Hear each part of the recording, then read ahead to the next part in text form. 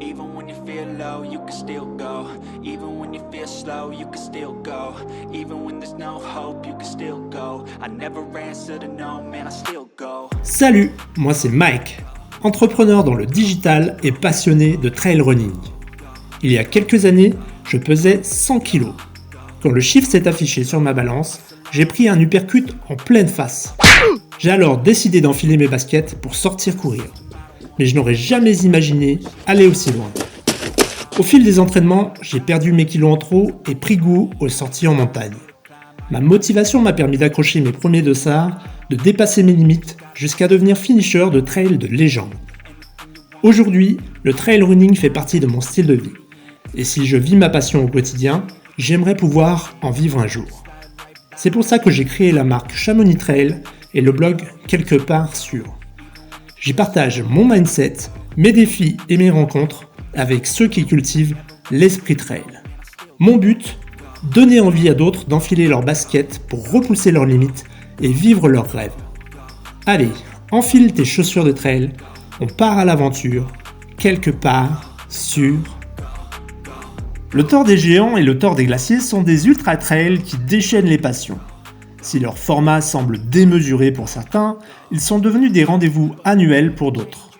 C'est le cas pour Arnaud Simard, qui migre chaque année vers Courmayeur pour vivre une semaine hors du temps. Finisher de 11 éditions du Thor des Géants, c'est l'un des derniers sénateurs de l'épreuve, le nom qu'on donne aux coureurs ayant terminé toutes les éditions depuis la création de la course. Au fil des années, il a vu ce trail évoluer et revient sans langue de bois sur ses débuts, plus anonyme et plus chaleureux pour lui. Il avoue aussi que depuis la naissance du Thor des Glaciers, il s'est réconcilié avec ce trail qui lui colle à la peau et qui tient une place à part dans son cœur. On part à la rencontre de ce trailer au caractère bien trempé. On dirait que t'as beau temps chez toi. Je te laisse passer le soleil. Ah ouais, j'ai la lumière dans les yeux. C'est quoi comme fond? Ouais, c'est une photo que j'ai prise, je sais même plus où. Là, ça doit être. Euh, je crois que c'est vers la Foulie, derrière les Aiguilles Dorées, donc dans le massif du Dolan. Ok, Voilà. ok. Pour le décor. Tu vois, moi j'ai fait un peu de décor aussi. On est Ah très ouais, je dans... vois. Voilà, tu connais les codes, je crois. Excellent. Celle-là doit te dire quelque chose aussi. Bah, c'est la dernière, là, ouais. C'est la toute dernière. Toi, tu as fait combien d'éditions, Arnaud? Des glaciers, Des deux. deux éditions des glaciers. Bah, écoute, ce que je te propose, c'est qu'on démarre un petit peu sur deux, trois éléments de contexte. Nous, on se connaît pas. C'est la deuxième fois qu'on se parle. On a échangé rapidement par téléphone quand j'ai découvert que tu étais un petit peu récidiviste sur le Thor, un trailer récidiviste qui a fait plusieurs éditions, qui a participé à plusieurs éditions du Thor des Géants et du Thor des Glaciers.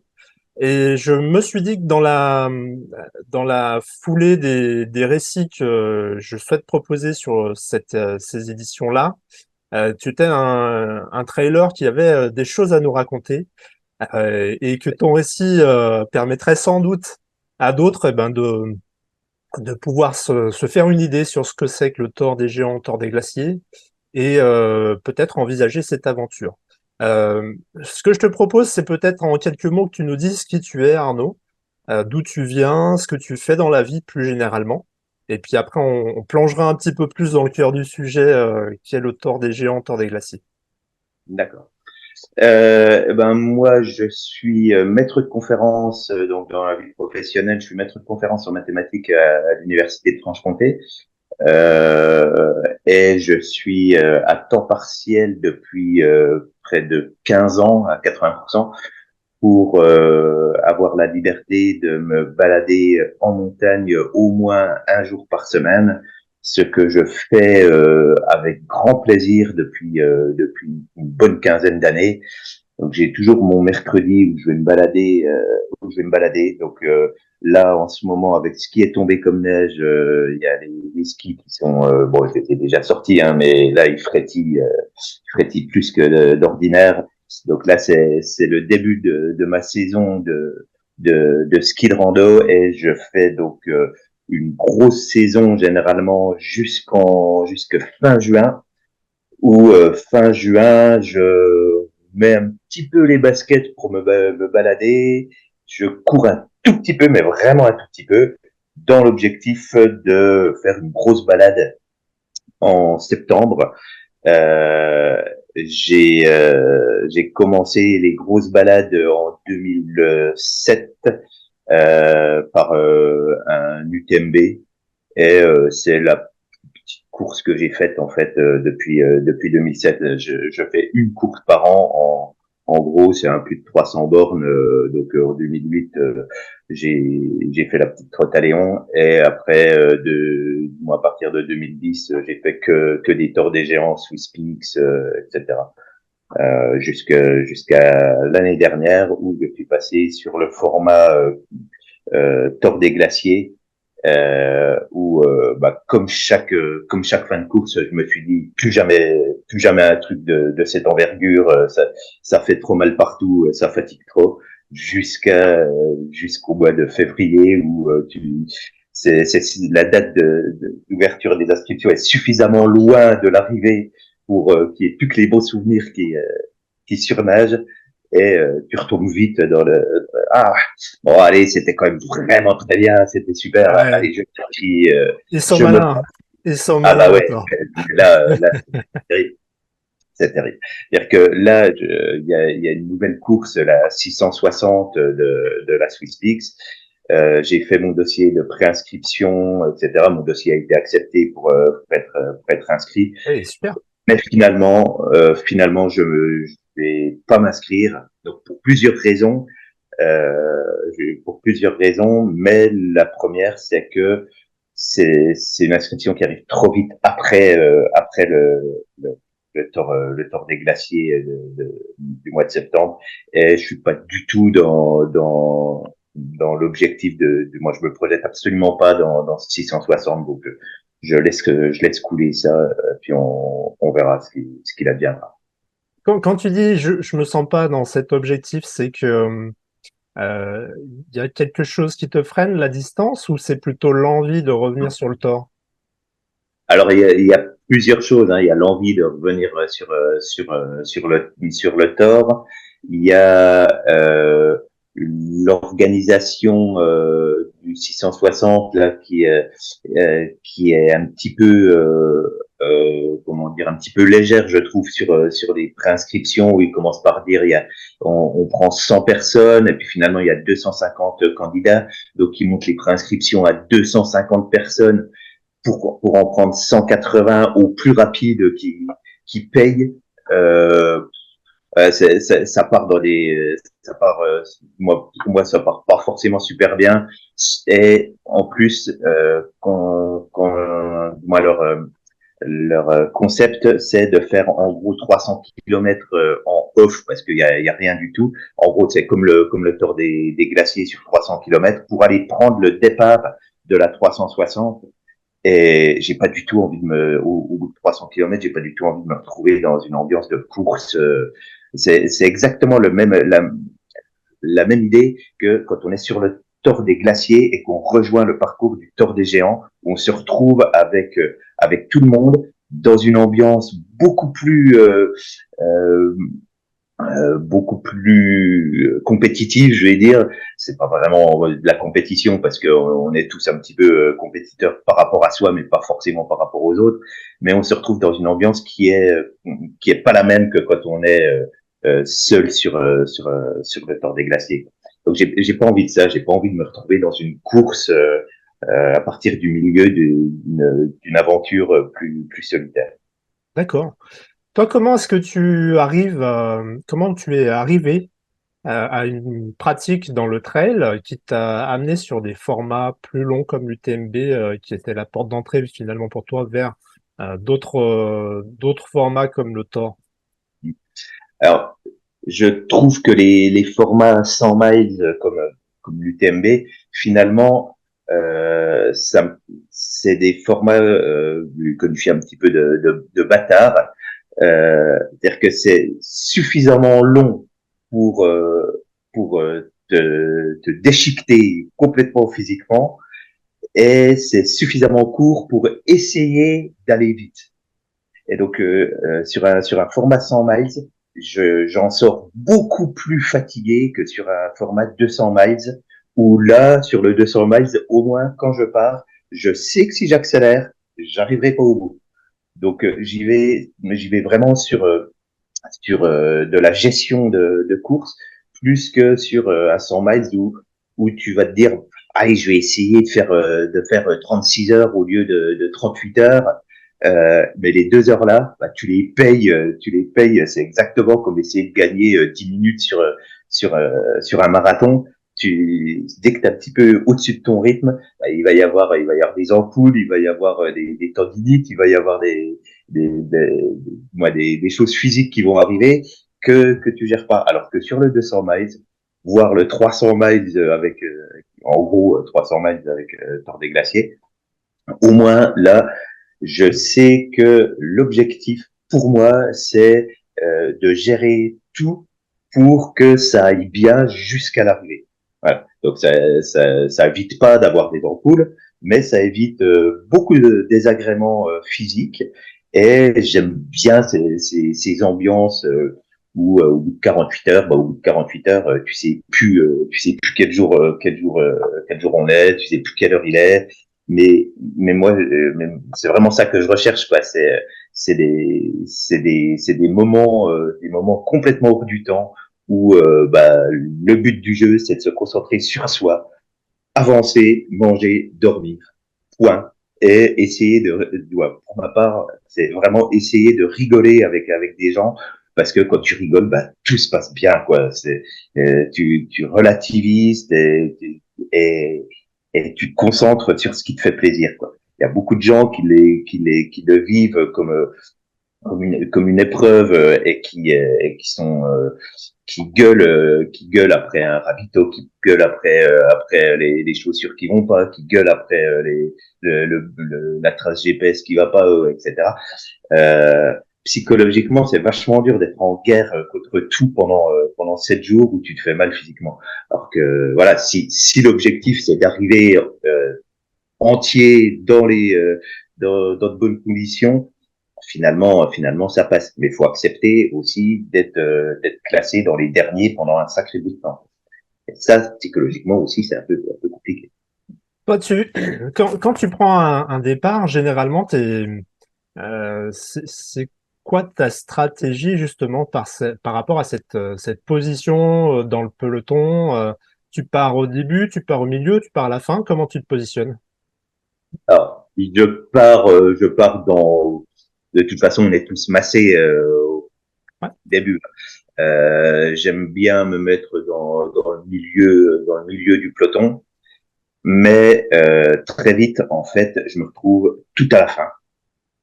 Vraiment très, très vite, hein, donc j'ai fait 11 fois le tour des géants et 2 fois le tour des glaciers. À chaque fois, sur les 24, 36 premières heures, je suis classé dans les 10 derniers, dans les 10 derniers. Ok. Voire sur le tour des glaciers, j'ai été classé dernier pendant 48 heures, quoi. Alors ça, c'est horrible, hein, psychologiquement, quand t'arrives et puis qu'il y a les gens dans les refuges qui disent, ah, c'est bien, il y en a plus après vous, on va On va pouvoir, fermer. c'est Tu, tu, l'enfer. tu fais le C'est bonheur des gardiens de refuge. Ils Ah vont pouvoir faire leur nuit. ouais. Alors par contre, c'est terrible parce que là tu penses à tout. Je pense à mon gamin qui doit se dire, ah, papa il est dernier, c'est horrible, c'est horrible. Mais par contre, euh, c'est- alors déjà c'est dû aussi à ma préparation parce que je ne cours jamais. Moi je fais quoi? Je fais trois fois 10 kilomètres dans l'été avant de prendre un départ de course. Euh, ça rime à rien, quoi. Par contre, je fais 130, 140 000 de dénivelé en ski l'hiver, Ah, voilà. ce qui fait que normalement j'ai un bon foncier. En tous les cas, j'essaye de m'en convaincre avant de prendre le départ d'une course, L'important, c'est d'être convaincu. mais j'ai absolument pas de vitesse. J'ai pas de D'accord. vitesse du tout. Ouais. Donc, en gros, les 48 premières heures, c'est de l'entraînement, c'est de l'échauffement, c'est tout ce que j'ai pas fait pendant l'été. Donc, forcément, ça va pas à la vitesse où je veux. Il y a tous les gens qui partent devant. Au bout de 3 heures, je vois plus que des frontales au loin. Je me dis, mais c'est pas possible, quoi. C'est pas possible. Et puis après, tu joues à manger les morts, quoi. Donc tu Pac-Man. doubles, voilà, tu doubles les gens. Le problème dans les grandes courses comme ça, c'est que ceux que tu doubles, en fait, ça te fait pas progresser dans le classement parce que généralement ils abandonnent. Ouais. Donc tu restes dernier, tu doubles, mais tu restes dernier. Jusqu'à un bon bout, jusqu'à quasi la fin, alors du coup, non? Non, parce que je Ah sais pas ben, comment tu finis les 11, tu m'as dit 11 ou 12 éditions? alors j'ai les 11 stores. Ce qu'il y a, c'est que là sur les 11 stores, je les ai tous finis entre 118 heures et 122 heures. D'accord. Voilà. J'ai toujours fait ça, donc je suis assez régulier. Et d'ailleurs, c'est un peu ça le problème aussi, c'est que sur le Tour des Géants, par exemple, Niel, j'ai jamais vu Niel 2 jours. Niel, D'accord. c'est pour moi, c'est 2 nuits, ça C'est n'existe pas. Je suis passé d'accord.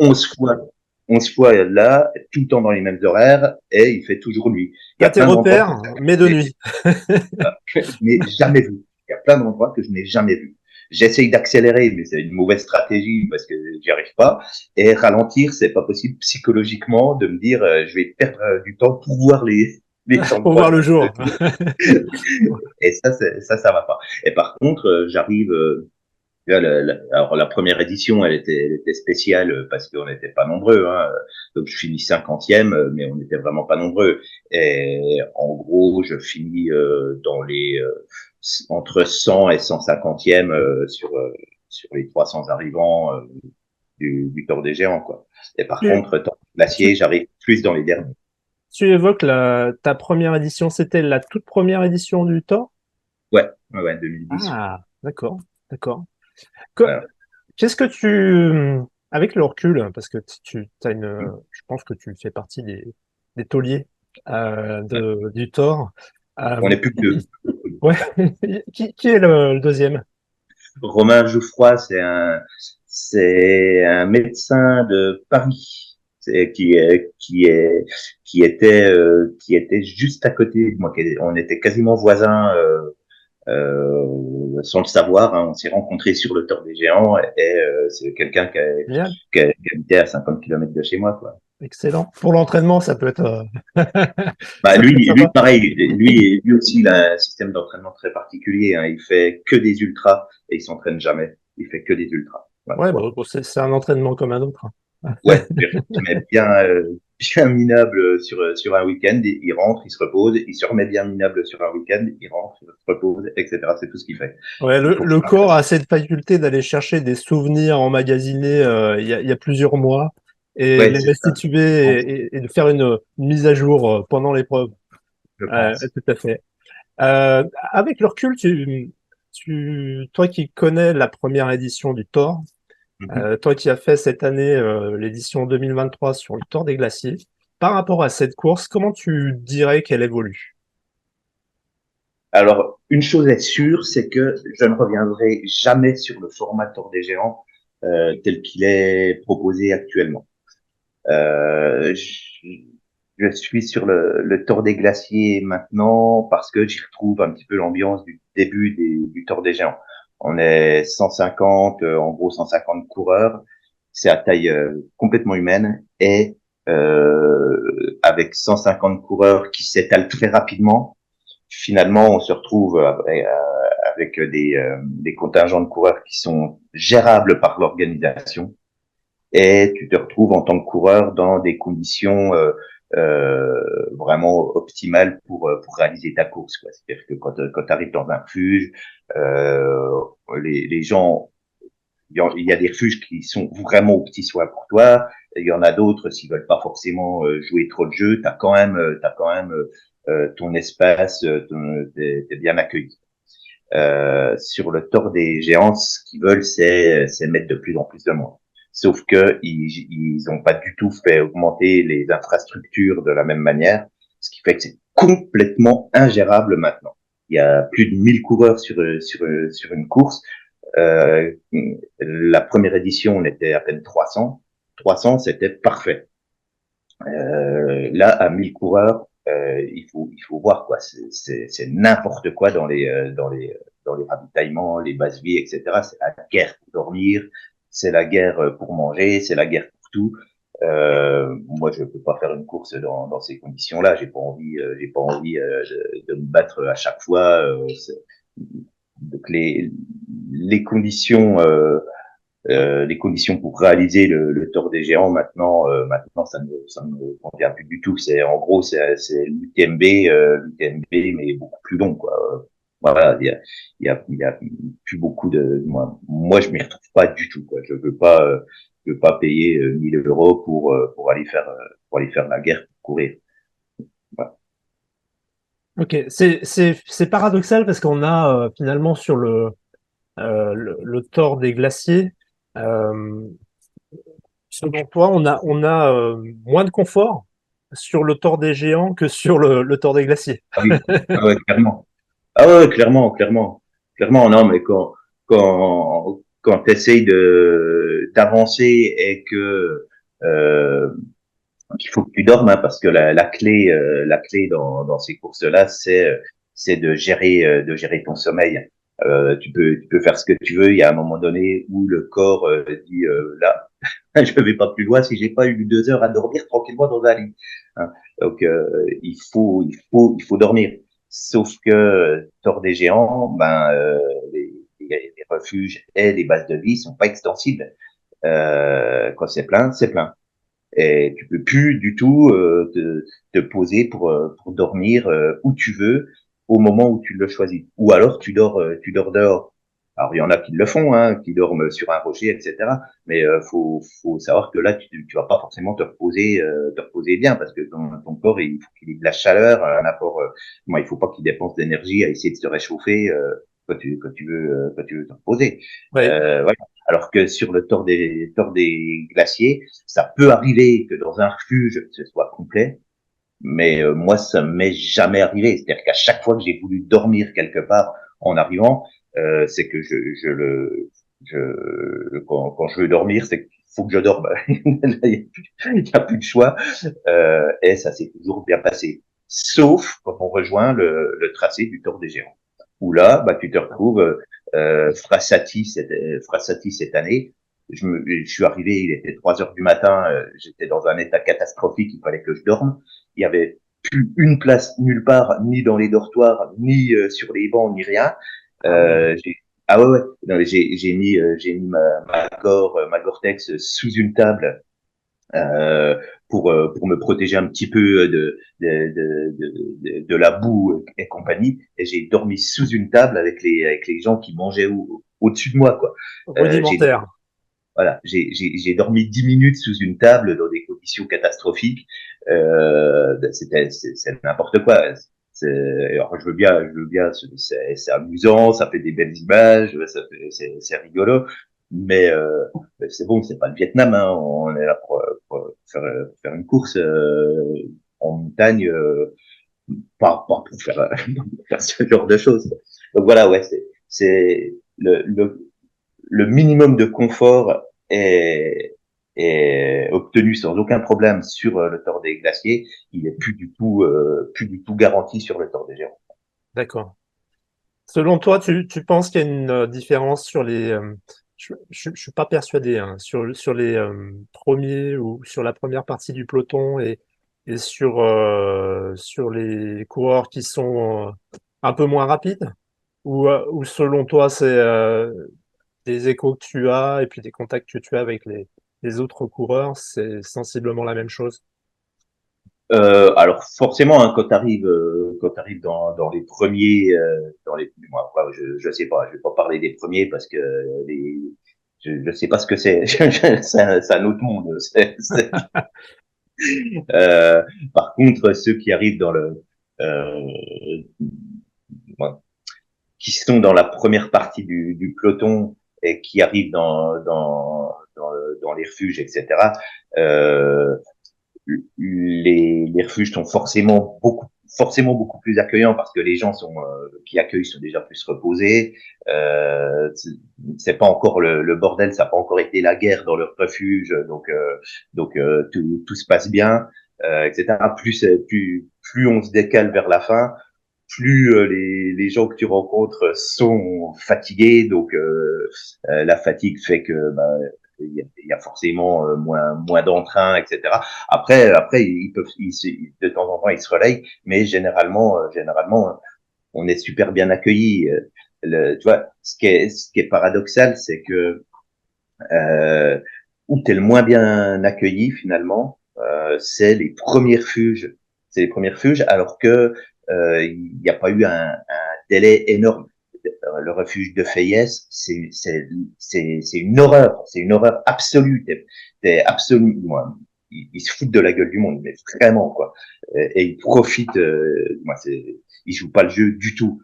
Euh, et pourtant, ça fait 12 heures de course, quoi. Quand on arrive, ça fait 12 heures de course. Sauf que moi, j'arrive tout à la fin. Ça a été la guerre dans le refuge. Il est 6 heures du matin. Forcément, la personne, elle est plus super agréable. Ça, tu peux le comprendre. Ça, il y a pas de problème. Tandis que 4 jours après, tu te retrouves à Seaton, par exemple. Seaton, ça fait donc là, ça fait 3 jours qu'ils vivent avec des horaires complètement délirants. Mais là, t'arrives, c'est extraordinaire. T'arrives, t'es en chaussons dans un restaurant, on te demande ce que tu veux manger, ils te donnent le menu, tu choisis ce que tu veux. Si tu veux dormir, t'as une petite chambre pour toi tout seul avec douche. C'est hallucinant, quoi, hallucinant. Alors que De Fayès, au bout de 12 heures, on me dit que si tu veux dormir, il faut que tu achètes un sac de couchage. Si tu veux un morceau de tarte, elle n'est pas comprise dans le menu, donc il faut que tu la payes 5 euros. Si tu vois,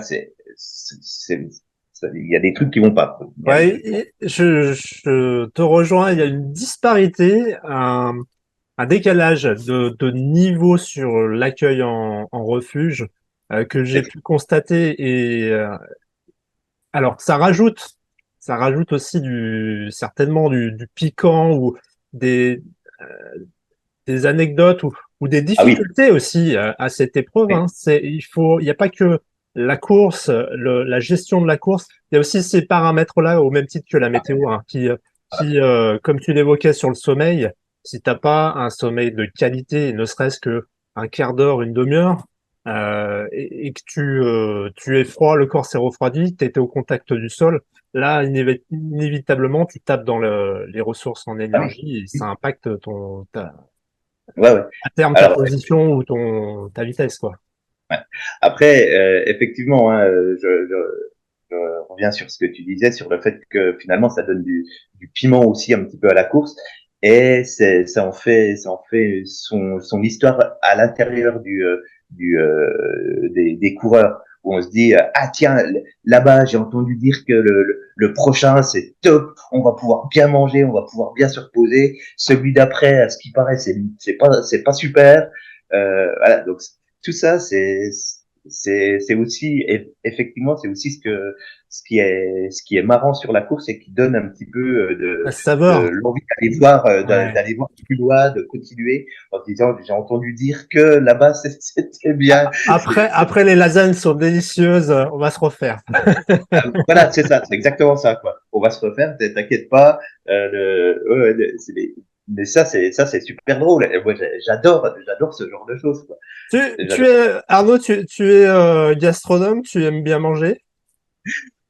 Oui. Alors là, au niveau régime, c'est catastrophique. Hein. Là, on va pas rentrer dans les détails, mais c'est catastrophique. Quoi. L'été, non, pas que l'été, l'hiver, je suis incapable de m'astreindre à manger des graines, c'est impossible. Moi non plus. Et, Je te rassure, moi non plus.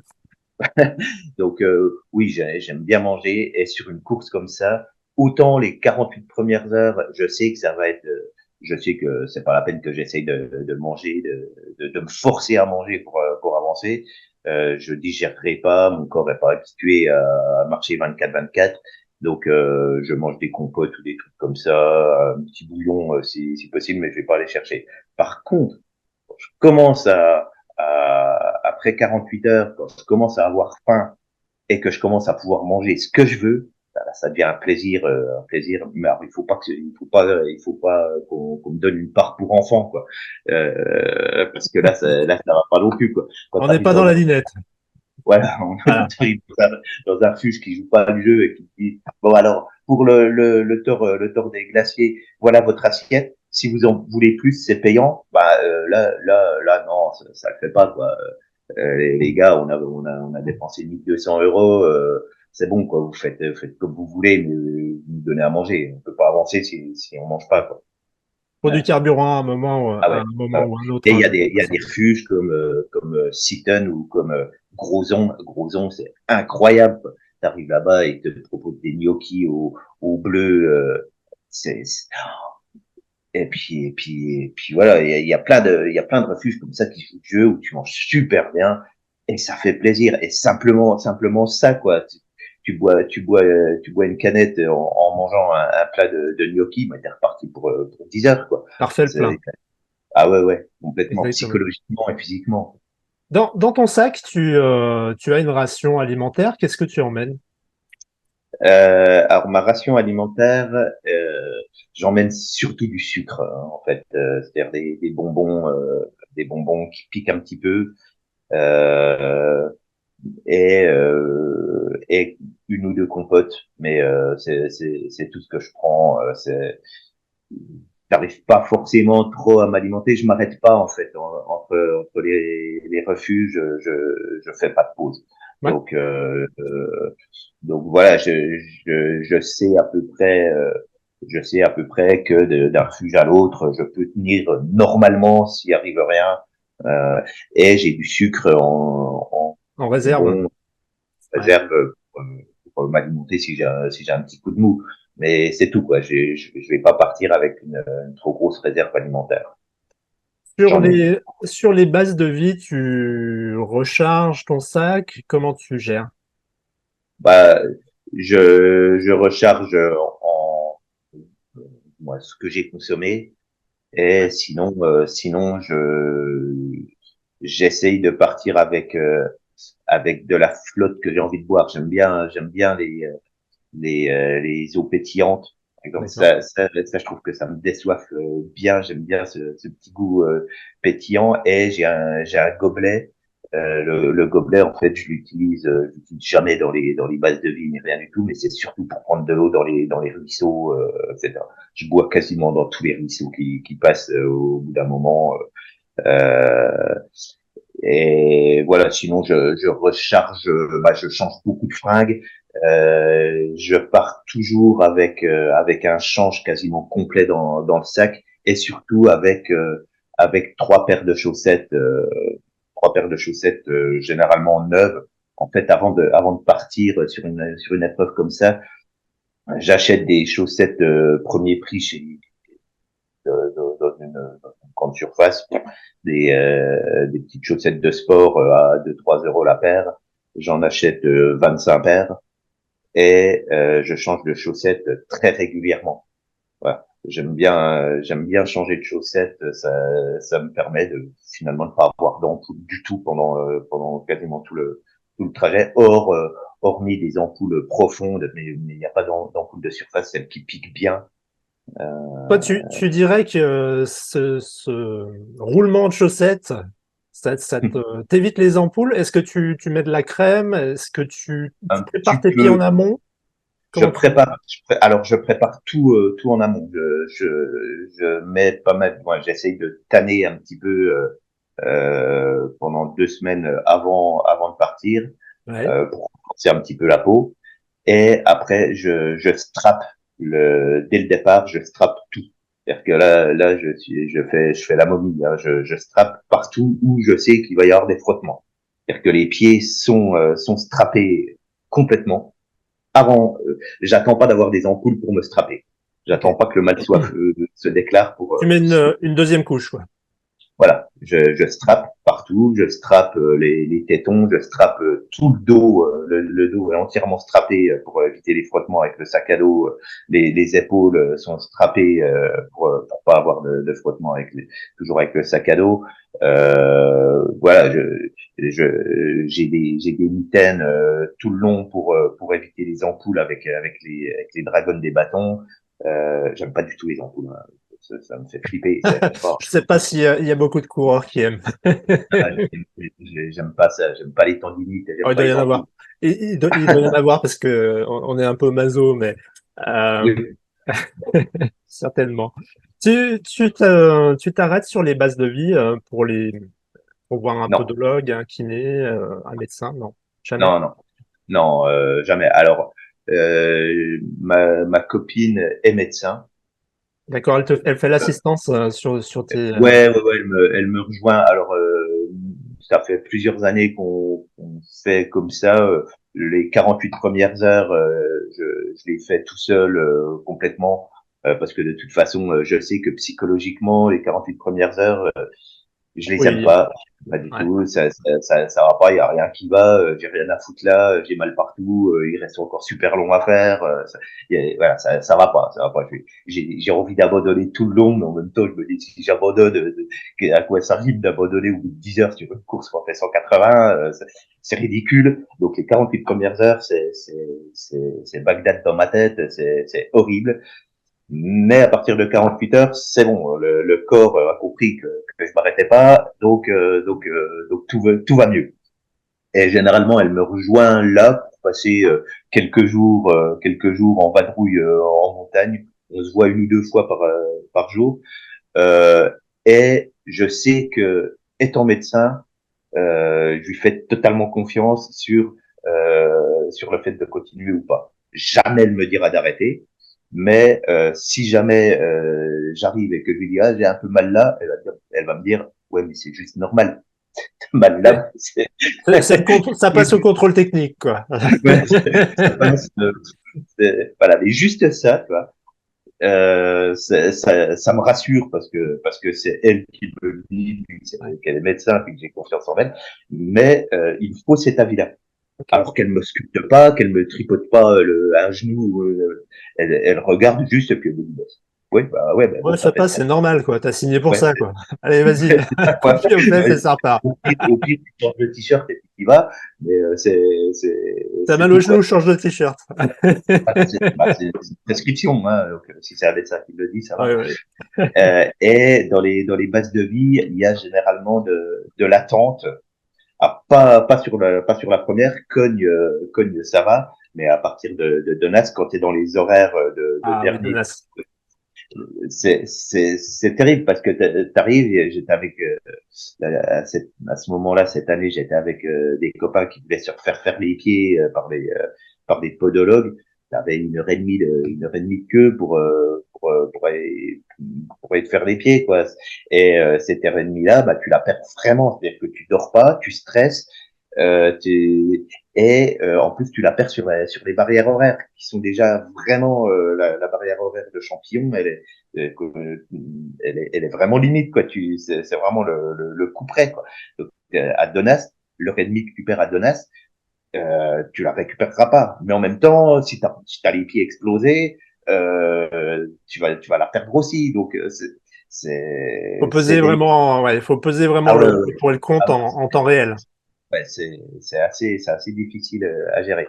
Et donc, moi, maintenant, je ne m'arrête plus dans les bases de vie parce que tu te retrouves avec le tort des géants, pas les coureurs, hein, mais l'ensemble de la masse de coureurs qui fait que c'est pas possible, quoi. Il faut que tu ailles dans un petit refuge où il y a personne, où il y a trois, quatre pèlerins, te reposer, que ce soit calme, que là, les bases de vie, maintenant, c'est l'usine, quoi. C'est horrible. Tout à l'heure, tu parlais de tes débuts de course un petit peu difficiles. Est-ce qu'il y a d'autres moments dans la course ou d'autres instants sur des éditions particulières où tu as été dans le dur véritablement? Et est-ce que tu peux nous en parler un petit peu? Alors, il y a eu tellement d'éditions, et je crois qu'il faut de toute façon être prêt à être dans le dur à chaque édition, hein, parce que de toute façon, ça se passera jamais comme tu l'as prévu. Et il y aura toujours des moments psychologiquement difficiles. Alors moi, les pires moments, c'est vraiment les départs, mais les départs, c'est les départs étendus jusqu'à 36-48 heures du début, où psychologiquement, j'ai vraiment du mal. Parce que j'ai l'impression que qu'on n'avance pas, que j'avance pas par rapport à l'énormité de ce qui reste à faire, que je suis déjà fatigué, que j'ai déjà mal, que tout ça. Psychologiquement, c'est la guerre et c'est vraiment ce qui me fera arrêter dans ce genre de compétition, c'est cet état d'esprit du départ que j'arrive pas à et qui est de pire en pire. Alors que je pourrais me dire bon bah voilà, t'as jamais abandonné sur un 300, 300 ou 400. Je pourrais avoir confiance en moi et me dire je sais que ça va pas aller, etc. Mais finalement non, ça c'est pas possible quoi. Le début de course, je suis toujours à me dire non, ça va pas. Je n'ai rien à faire là. Et finalement, donc c'est un peu un modèle qui se répète d'une édition à l'autre, d'une Oui. course à l'autre. Et pour toi, qu'est-ce qui est l'élément déclencheur, s'il y en a un, ou si c'est peut-être l'addition de plusieurs éléments, qui fait que tu changes d'état d'esprit et qu'il y a comme un bouton qu'on tourne sur on et qui te dit que finalement c'est possible maintenant, tu as passé Alors, cette il y ce a niveau. déjà passé, pour moi, il y a une petite barre symbolique du 100 km. Une D'accord? fois que tu fais 100 km, bah, finalement, tu es dans les nombres à trois chiffres et ça va s'arrêter, quoi. Quand tu es dans les nombres à deux chiffres, c'est terrible. C'est terrible. Et bah, finalement, ouais, j'ai l'impression que la course se décompose à chaque fois en la première partie qui est très longue, les 100 km, c'est super long à y arriver. Et après, à partir des 100 km, de 100 à 300 km par exemple, eh ben, ceux-là, je les vois quasiment pas passer. À chaque fois, je me dis, ah, mais on est déjà au 300, quoi. Et après, t'as la fin, où la fin, bah, c'est le schéma inverse du départ. Où, bah, alors, si t'as mal partout, t'as envie que ça s'arrête. Si ça va bien, si t'as réussi à gérer, alors il y a une ou deux éditions où j'ai pas réussi à gérer, où j'ai fini en clopinant, mais la plupart du temps, bah, quand tu gères bien, bah, ça va. Et quand ça va, tu dis ah non, mais non, c'est quand même pas déjà Déjà fini quoi. fini. Voilà. C'est pas possible. On commence seulement à s'amuser. Ça Ah, va mais pas, quoi. je te rejoins vraiment, je pense qu'il y a une distorsion du temps Ah ouais, qui c'est est fou. phénoménale et sans doute, tu as raison, au niveau une fois que tu as dans la tête cette barrière du sang qui passe, du 100 kills, t'as vraiment cette distorsion et t'es peut-être dans le moment présent Beaucoup plus. ouais, beaucoup plus. Ouais, complètement. Et ça provient peut-être aussi du fait que le corps, tu peux, en tous les cas, des gens comme moi, hein, je comprends pas comment on peut s'entraîner pour une course comme ça. Parce que bah il y a des paramètres qui sont faire du 24-24 pendant un certain bout de temps, que ton corps soit en action 24 heures sur 24. Moi, je vais pas le faire, je vais pas le faire en entraînement. J'ai pas envie de me pourrir l'existence en entraînement. Donc, je le fais que là. Et bah, le corps, il faut quand même qu'il comprenne quoi, que il n'a pas envie, hein, il a juste pas envie. 24-24. Donc tous ceux qui, à mon avis, la plupart des gens qui disent qu'ils ont eu des problèmes d'alimentation, des problèmes, c'est juste normal, quoi. C'est juste normal. Le corps il est pas fait pour être en action 24/24, donc c'est normal qu'il se mette un petit peu en rogne. Alors, Et je suis partagé. Alors, est-ce qu'il est fait, en tout cas, et si tu arrives au bout, c'est que quelque part, ton corps a la capacité à répondre. Par contre, il est pas habitué, ça c'est sûr. ah ouais, il est pas, et puis je pense pas qu'il soit fait pour ça, quoi. C'est-à-dire que habitué, c'est une chose, mais une habitude, c'est quelque chose que tu peux reproduire tout le temps. Si tu Ouais, te mets oui, oui, oui. 365 jours à ce rythme-là, je sais pas On combien fera pas d'années tu mieux vas vivre. autres. Hein. Ouais, ouais. Je suis d'accord. Voilà, bon. Donc une fois que ton corps s'est lancé dans dans cette logistique de manger, dormir, avancer, et ben et que t'as pas de douleur comme des grosses ampoules, des tendinites ou des machins comme ça, ben, finalement tu te rends compte que t'as pas de problème. T'as aucun problème à avancer. T'as juste de la chance de pouvoir faire ce genre de choses. T'es bien dans ton élément. Ça t'évite pas de passer par des grosses crises de j'en peux plus, j'ai rien à foutre là. Il est 3 heures du mat, j'ai froid, il pleut, j'en ai marre.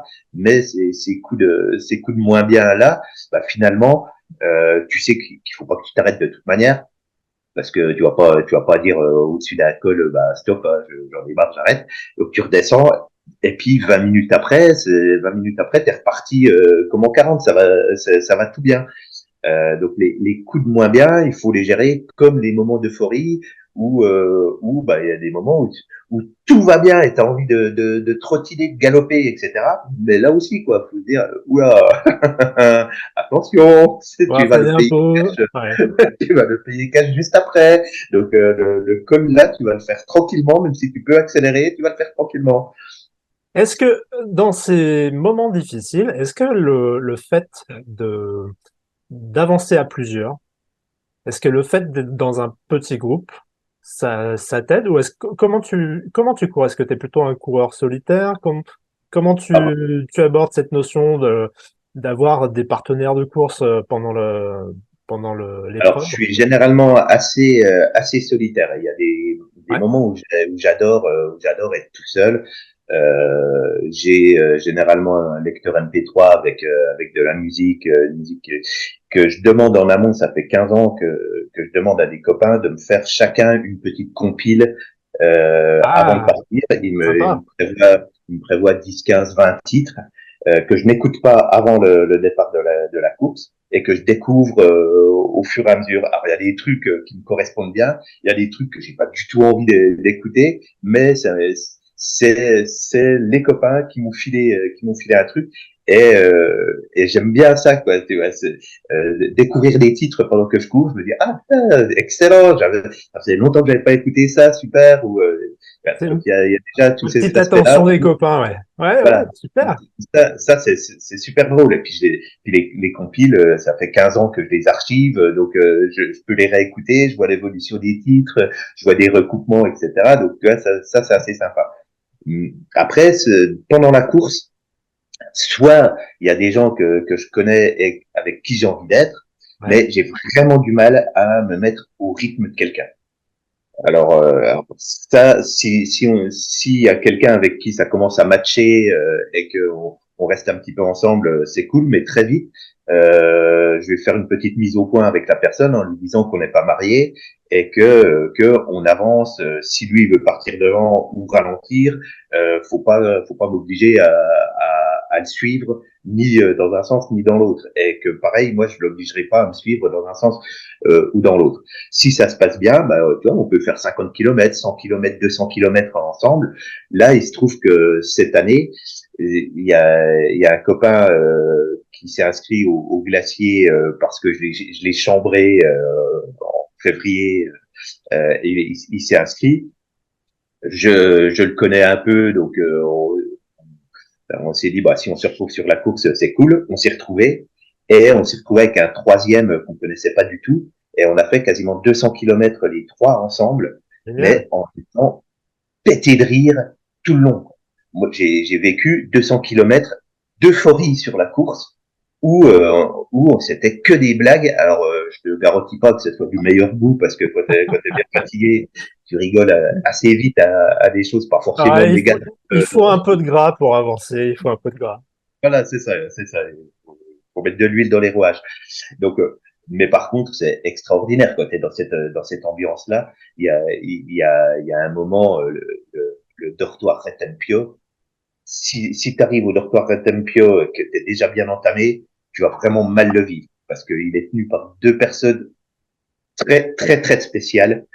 Alors que nous, on est arrivé, je les avais prévenus, on est arrivé là-dedans, je sais pas, on est resté 1 heure, c'est 1 heure d'anthologie, le moment complètement mythique, c'était extraordinaire. On est reparti de là, mais à pleurer. On a pleuré pendant des heures et des heures à se refaire le film de ce qu'on avait vécu au Docteur Tempio. C'était extraordinaire. Je confirme, tu te demandes si c'était bien réel.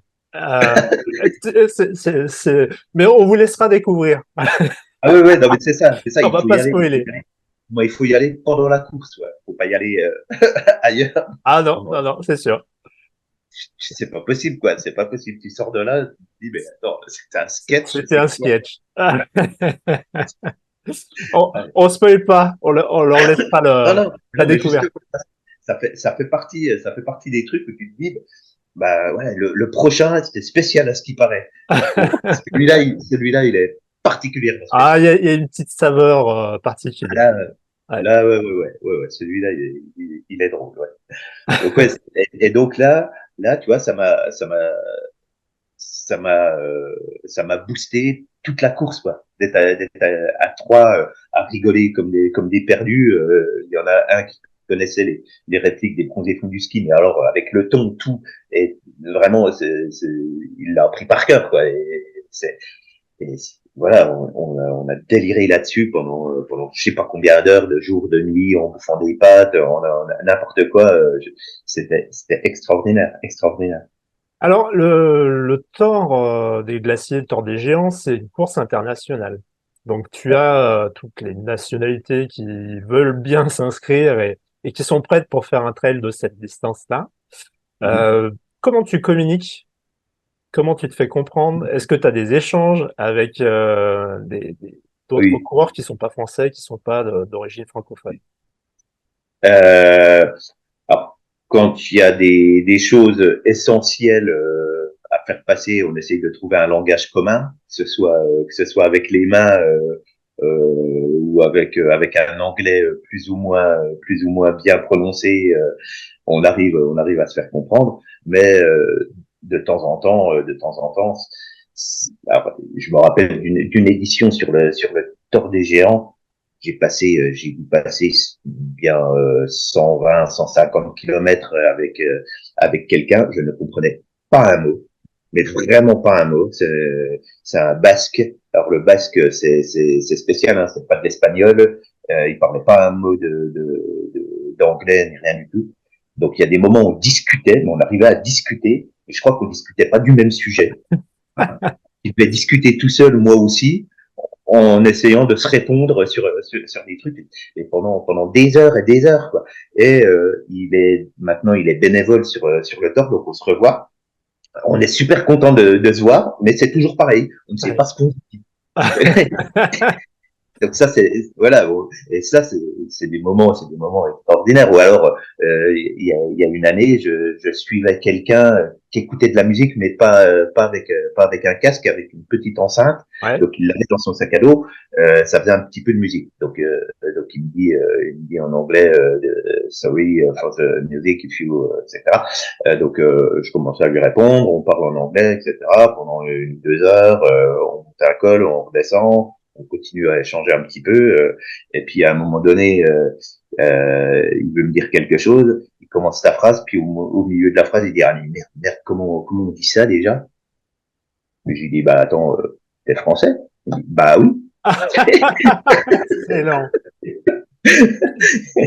Excellent. Voilà, tu vois, au bout de 4 heures, se rendre compte que finalement, bah, ah ouais, qu'en fait, on va peut-être parler français, ce sera peut-être plus simple. Oh non, l'anecdote de fou. Mais tu vois, ça, c'est Pourtant, l'accent français s'entend quand même pas mal. Ah ouais, mais là, Tu sais, au bout de 3 nuits blanches, l'accent, le Ah machin. ouais, ouais, ouais. Moi, Et voilà. j'ai eu des conversations intéressantes aussi avec un Turc en anglais, mais voilà, c'est un peu dans la même veine. On se comprend pas toujours, mais c'est folklorique. J'avoue que Oui, c'est folklorique. C'est exactement ça. C'est folklorique et puis ça se finit généralement en rigolant. ouais, Et ouais. c'est généralement pas philosophique, Non, il n'y a ni pas une trop. profondeur Non, non. très abyssale. Ouais.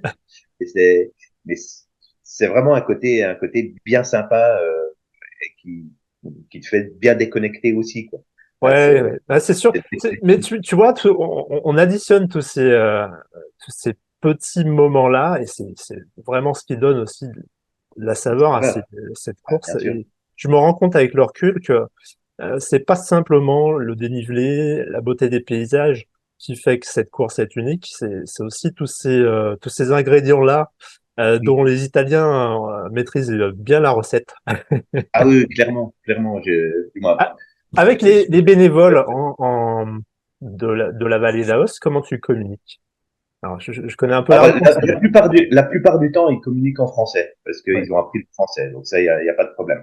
Après, quand ils parlent pas français, euh, de toute façon, avec un bénévole, ça va être vite à boire, à manger. Donc ça, au niveau du langage gestuel, ça se voit, ça se comprend Ouais, c'est assez. la pyramide de Maslow, quoi. C'est Ouais, c'est besoin ça. fondamental, et C'est puis ça. on verra un petit peu plus loin Voilà, c'est pour ça. Sur philosopher. la base du truc, au moins la communication non verbale, elle est facile.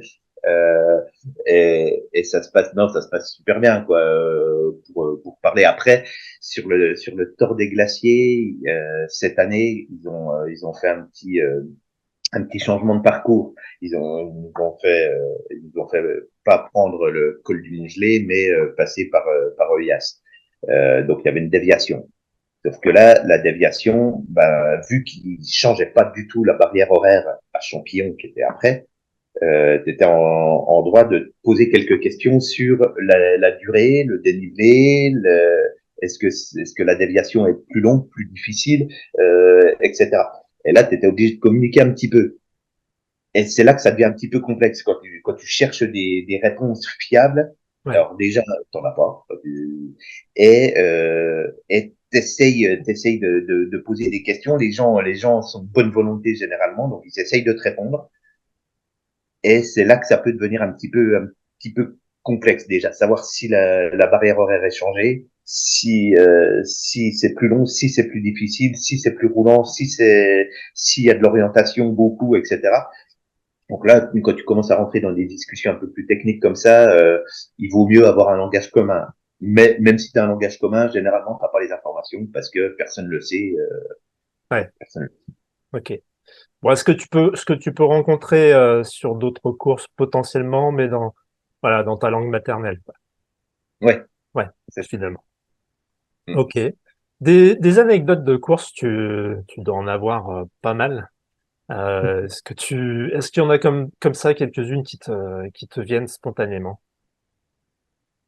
Bah, là, il y en a une qui me vient spontanément sur la dernière édition. Sur la dernière édition, euh, alors,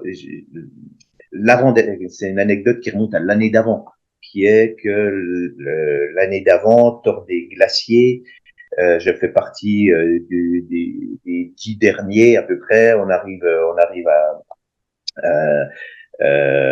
au col du Grand Saint-Bernard. Après s'être pris des sauts de neige, etc.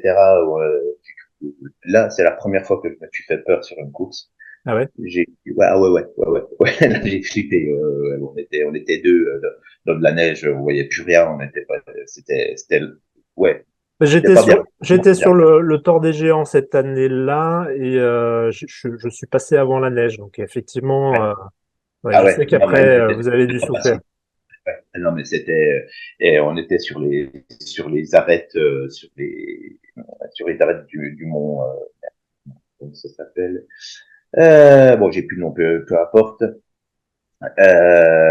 Donc là, c'était vraiment délicat. Moi, on a flippé. On a vraiment flippé. On est arrivé là-bas et au col du Grand Saint-Bernard, ils nous ont dit de redescendre sur Saint-Rémy-en-Bosse, et à Saint-Rémy-en-Bosse, ils nous ont arrêtés et 4 heures après, ils nous ont dit bon, vous allez déclarer finisher ici, vous passerez pas le Malatra pour donc vous êtes finisher, quoi. Ok. Mais par contre, il nous restait le Malatra et l'arrivée sur Courmayeur. Bon, donc c'est un peu, Ouais, hein, c'est sûr que un peu- là, c'est plutôt la notion de danger ou de limite. Euh, ça, c'est encore une autre discussion qu'on peut aborder. Mais donc, il y a 2 ans, j'ai été amputé de l'arrivée. Okay. ouais. Donc, cette année, je me suis dit, là, cette année, je le finis complètement. Voilà, on va le faire. Donc là, je suis allé jusqu'à Courmayeur, mais j'avais pas du tout. Moi, je repère jamais une course. Je vais jamais sur une course pour la repérer avant. Je préfère découvrir. Ça fait partie ça fait partie du jeu, je trouve, et puis de mon envie d'aller découvrir les endroits. Sauf que là, à partir de Malatra, pour moi, dans ma tête, on était sur le même tracé que le Top des Géants. Ouais, Bon, tu redescends à Berton sans sur, tranquillement, voilà, ouais, un bout voilà, de plat et de voilà. saut, Berton, et t'arrives à Courmayeur. Ouais. Si, quoi, il y a des drapeaux, tu suis les drapeaux. Donc, dans ma tête, c'était ça. Je pars là-dessus. J'arrive à Entre-deux-Sauts. Alors moi, j'ai pas de montre GPS. Hein, je fais tout au téléphone. Ah, d'accord. Intéressant. De téléphone parce que ça m'énerve. J'ai pas envie d'avoir de montre. Je supporte pas d'avoir l'heure quand je cours. Je veux rien d'électronique. Là, on m'oblige. Ouais, c'est pas qu'on m'oblige. C'est que si t'as pas de GPS, tu t'en sors pas, quoi. Donc j'ai mon téléphone avec un GPS. Ça me suffit pour. Après, il y a des inconvénients. Mais si je me plante de chemin, il y a rien qui fait bip bip pour me dire que je me plante de chemin. Donc j'arrive à Entre-deux-Sauts. À Entre-deux-Sauts, il est à peu près 5 heures du matin. Il y a le mec du petit ravito d'Entre-deux-Sauts qui me voit arriver, qui me dit «Ah, Arnaud Simard, ça fait 5 ans que je voudrais vous voir pour vous dire bravo pour toutes les conneries que vous avez fait sur le Tour des Géants, les films que vous avez fait avec Thierry Blondeau. Mon gamin vous a vu quand vous étiez déguisé en lapin et en carotte. Il m'en reparle encore. Parce qu'on a eu une époque où on se déguisait sur le Tour des Géants parce que ça suffisait pas de faire des trucs difficiles, il fallait faire encore plus. Donc je discute avec lui, on est mort de rire.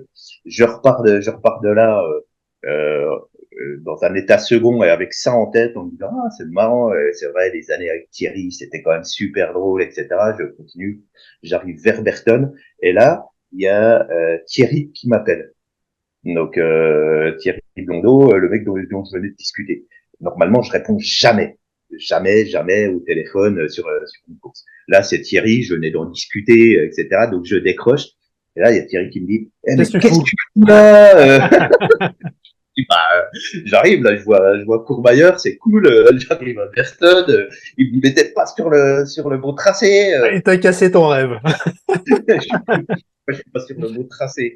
Je dis attends, je te rappelle, je regarde et effectivement le tracé du Tour des Glaciers à Entre-deux-Sauts, il part sur la gauche pour aller faire une crête, etc. Il passe pas du tout par la combe pour rejoindre pour rejoindre Berton. Donc la petite désillusion quand même quand tu commences à voir ailleurs et que tu dis, ah putain. Ah non, c'est pas encore là. Voilà, quoi. Donc là, demi-tour, je vais remonter à Entre-deux-Sauts par toute la combe pour faire le tour. Donc j'ai remis 600 mètres de dénivelé, avec je sais pas combien de kilomètres pour aller me balader dans l'autre sens. Et ce qu'il y a de bien, c'est que le samedi matin à 10 heures, là il devait être quoi, 7-8 heures du matin. C'est un peu les morts vivants du Tour des Géants, quoi, qui sont à cette heure-là Sur à la ce ligne niveau. d'arrivée. Voilà. Donc, quand tu remontes tout ça, tu vois tous les clopinants, c'est Walking Dead, et tu te fais toute la remontée, et pendant toute la remontée, chaque fois que tu en croises un, il te dit que t'es pas dans le bon sens. Parce que toi, tu es en train de remonter, tu as un dossard, tu es en train de remonter dans l'autre sens, voire ça met même en suspicion, en train de se demander, c'est pas lui qui est dans le mauvais sens. J'ai eu des discussions mais surréalistes avec des gens là, qui voulaient pas me laisser partir dans l'autre sens, quoi. Je leur disais, ah non, j'ai oublié mes clés là-haut, il faut que j'aille les chercher. C'était n'importe quoi. Donc pendant 1 heure et demie, j'ai remonté tous les gens, tous les morts vivants. J'étais mort de rire. J'avais le temps, j'avais mal nulle part, je m'étais planté, on m'avait dit que je m'étais planté, donc tout allait bien. Le besoin de se justifier. Non, mais c'est bon, ça va, les gars, je suis lucide, c'est pas une allure. Ouais, c'est ça, quoi. Donc, ouais, c'était une super. J'aurais pu vraiment très mal le prendre de m'être planté à ce niveau-là, mais finalement, j'étais mort de rire et puis ça s'est bien passé. Mais voilà, quoi, l'anecdote avec Thierry, je l'ai rappelé après en lui disant merci. Ton ange Il m'avait gardien. fait une justification sur ma ligne d'arrivée, c'est vrai, ça aurait fait mauvais genre. Voilà. Bon, après, il y a plein d'anecdotes complètement, moi, des choses. Je crois pas. Moi, tu racontes ça dans la vie réelle, c'est comme un Tempio. Un Tempio, tu peux pas en parler dans la vie réelle. Personne te croit, ou alors c'est un film, c'est irracontable. C'est un Ça, sketch. Voilà, c'est un sketch. Des hallucinations sur, tu as connu ça, tu peux nous en parler un petit peu? alors les hallucinations, je sais pas vraiment ce qu'on entend par hallucination. Je trouve que c'est un Ouais. terme qu'on emploie assez rapidement. Euh, Prendre une ombre pour ce qu'elle n'est pas, ça t'arrive dans la rue, ça t'arrive chez toi, de dire putain c'est quoi ça. Sauf que là, t'es dans un contexte où la fatigue, la solitude, la nuit, la montagne, tout ça, où tu vas te dire bah, là j'ai failli marcher sur un crabe alors que c'est une feuille, etc. Donc ça m'arrive régulièrement, hein, de me dire tiens là c'est bon, je vais arriver, là, je vois bien la baraque, jusqu'au moment où c'est un rocher, point quoi, c'est tout. Est-ce que c'est des hallucinations ou juste une mauvaise perception des choses ou ta façon de donc oui ça arrive bah, évidemment que ça arrive, hein. Et généralement, J'en fais pas. c'est des signes, alors, des échanges que je peux avoir avec d'autres trailers. Généralement, c'est un signe qui souvent t'alerte sur ton besoin de sommeil. Est-ce que pour Ouais, toi, c'est, ouais, ça pourrait être. peut-être. Peut-être. Alors j'aurais besoin de sommeil assez souvent, hein. Oui, sur une course comme ça peut s'entendre. Ouais, Euh, je sais pas, ça arrive. Le truc c'est que ça arrive plus la nuit que le jour. Et donc moi je le raccroche plus peut-être à la des. frontale aussi, la Ouais, c'est frontale ça. un Ta frontale faisceau, hein. qui projette un champ de vision déjà vachement réduit Ouais, et avec des ombres qui viennent pas du dessus par la lumière du jour, elles viennent dans une projection de ta frontale. Donc c'est pas des ombres qui naturelle, sont enfin, ou une lumière naturelles. naturelle, c'est une Voilà. lumière artificielle qui change un petit Forcément, peu la perception. change un peu, voilà, ça change ta vision et ta perception de ce que tu vois. Donc Mm. là-dessus, avec la fatigue, avec plein de choses, forcément, tu vas voir des choses qui n'existent pas, qui n'ont rien à faire là. Ça arrive, ça arrive. Après, s'il faut, ouais, évidemment, le raccrocher à la fatigue, je pense que la fatigue amplifie vachement ce genre de choses. C'est vrai qu'un crabe à 3000, c'est pas commun. Ah, mais il y en a, hein. Il y en a Il eu y en a. beaucoup cette année. Ouais, ouais, le Ouais. réchauffement climatique, il quand même pas mal les crabes. Ok. Euh, sur les ravitaillements, tu t'alimentes généralement, tu prends un peu de tout, comment tu Prends fais? surtout ce dont j'ai envie. Ouais, Non, ce dont j'ai envie, sans me dire, tiens, il faudrait que je prenne plus de protéines ou de glucides ou de ouais. machin. Euh, non, c'est vraiment ce dont j'ai envie. Quand j'ai froid, je sais que, par contre, là, quand j'ai froid, je sais qu'une soupe, ça va bien me réchauffer. Donc, même si j'ai pas forcément envie d'une soupe, j'en prendrai une parce que je sais que Ouais. un liquide chaud épais, c'est pas mal. Euh, mais sinon non, c'est vraiment en fonction de ce qu'il y a et de ce dont j'ai envie. J'essaye aussi de me provoquer des envies avant d'arriver à certains ravitaillements où je sais que je vais trouver certains produits. Par exemple, dans les bases vie, je sais qu'il va y avoir des fruits Ouais. Donc, pas mal de temps avant la base vie, je me dis, oh, je vais pouvoir me faire des fruits. Et, et ça, je trouve que c'est pas trop mal parce que les fruits, moi, dans tous les cas, je pense que ça me fait du bien et j'en mange beaucoup. Sauf que si j'ai pas l'idée avant, bah, Ouais. c'est pas des trucs sur lesquels je vais me jeter. Alors que là, j'arrive, il y a du raisin, il y a une banane, ça va faire mon bonheur. Ouais. D'accord, tu essaies de le visualiser Un petit un petit peu avant pour bien y penser quand tu es sur place. Ouais, ouais, Ouais. ouais. Pareil, déjà m'orienter un peu plus sur sucré ou salé avant ce dont j'ai envie, quoi. Essayer de de pas arriver en me disant tiens, qu'est-ce qu'il y a, je vais manger, quoi. Là, j'essaye de me dire tiens, là cette heure-ci, je serai plus salé Ouais, et ouais, c'est important parce que finalement, le cerveau fait une préanalyse de tes besoins et il va te ouais, dire, par exemple, ce que tu évoquais tout à l'heure, là, il faut que je prenne du chaud. Donc, ouais, tu vas te conditionner ou te donner des informations qui vont aller vers de la soupe, vers du ouais, minestrone, c'est ça. Ouais, ouais. voilà. Ok. Ouais, ouais, je suis plus comme ça que j'arrive et puis on va te dire tu veux plutôt des pâtes blanches, des pâtes machin. Ah, je sais pas, ouais, Généralement, je le sais avant, quoi. ouais. Ce que je vais pas laisser la personne me dire Tiens, à prends part ça et puis, Hermino, ouais. le menu, menu 1, le menu 2.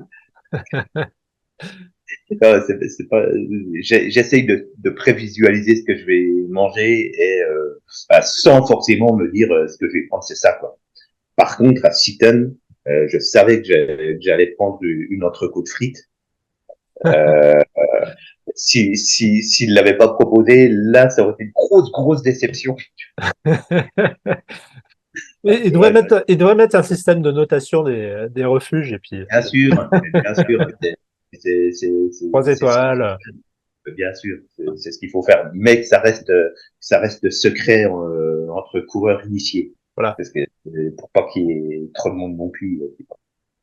On soit sûr, en étant dernier, d'arriver quand même avec une entrecôte frite à Seaton. C'est le minimum. C'est le minimum. C'est le minimum. Des petits twists comme ça d'alimentation. Toi, tu évoquais les bonbons qui piquent tout à Hum. l'heure. T'as d'autres aliments ou choses qui te font du bien au mental aussi, parce que ça joue beaucoup sur les apports énergétiques, les apports caloriques, la chaleur potentiellement, mais il y a aussi l'alimentation plaisir, Ouais. l'entrecôte frite, Ah c'est ben c'est voilà, terrible. juste un ou deux petits trucs, qui sortent entre guillemets de l'ordinaire de ce que tu peux trouver, parce que les ravitaux finalement vont se ressembler.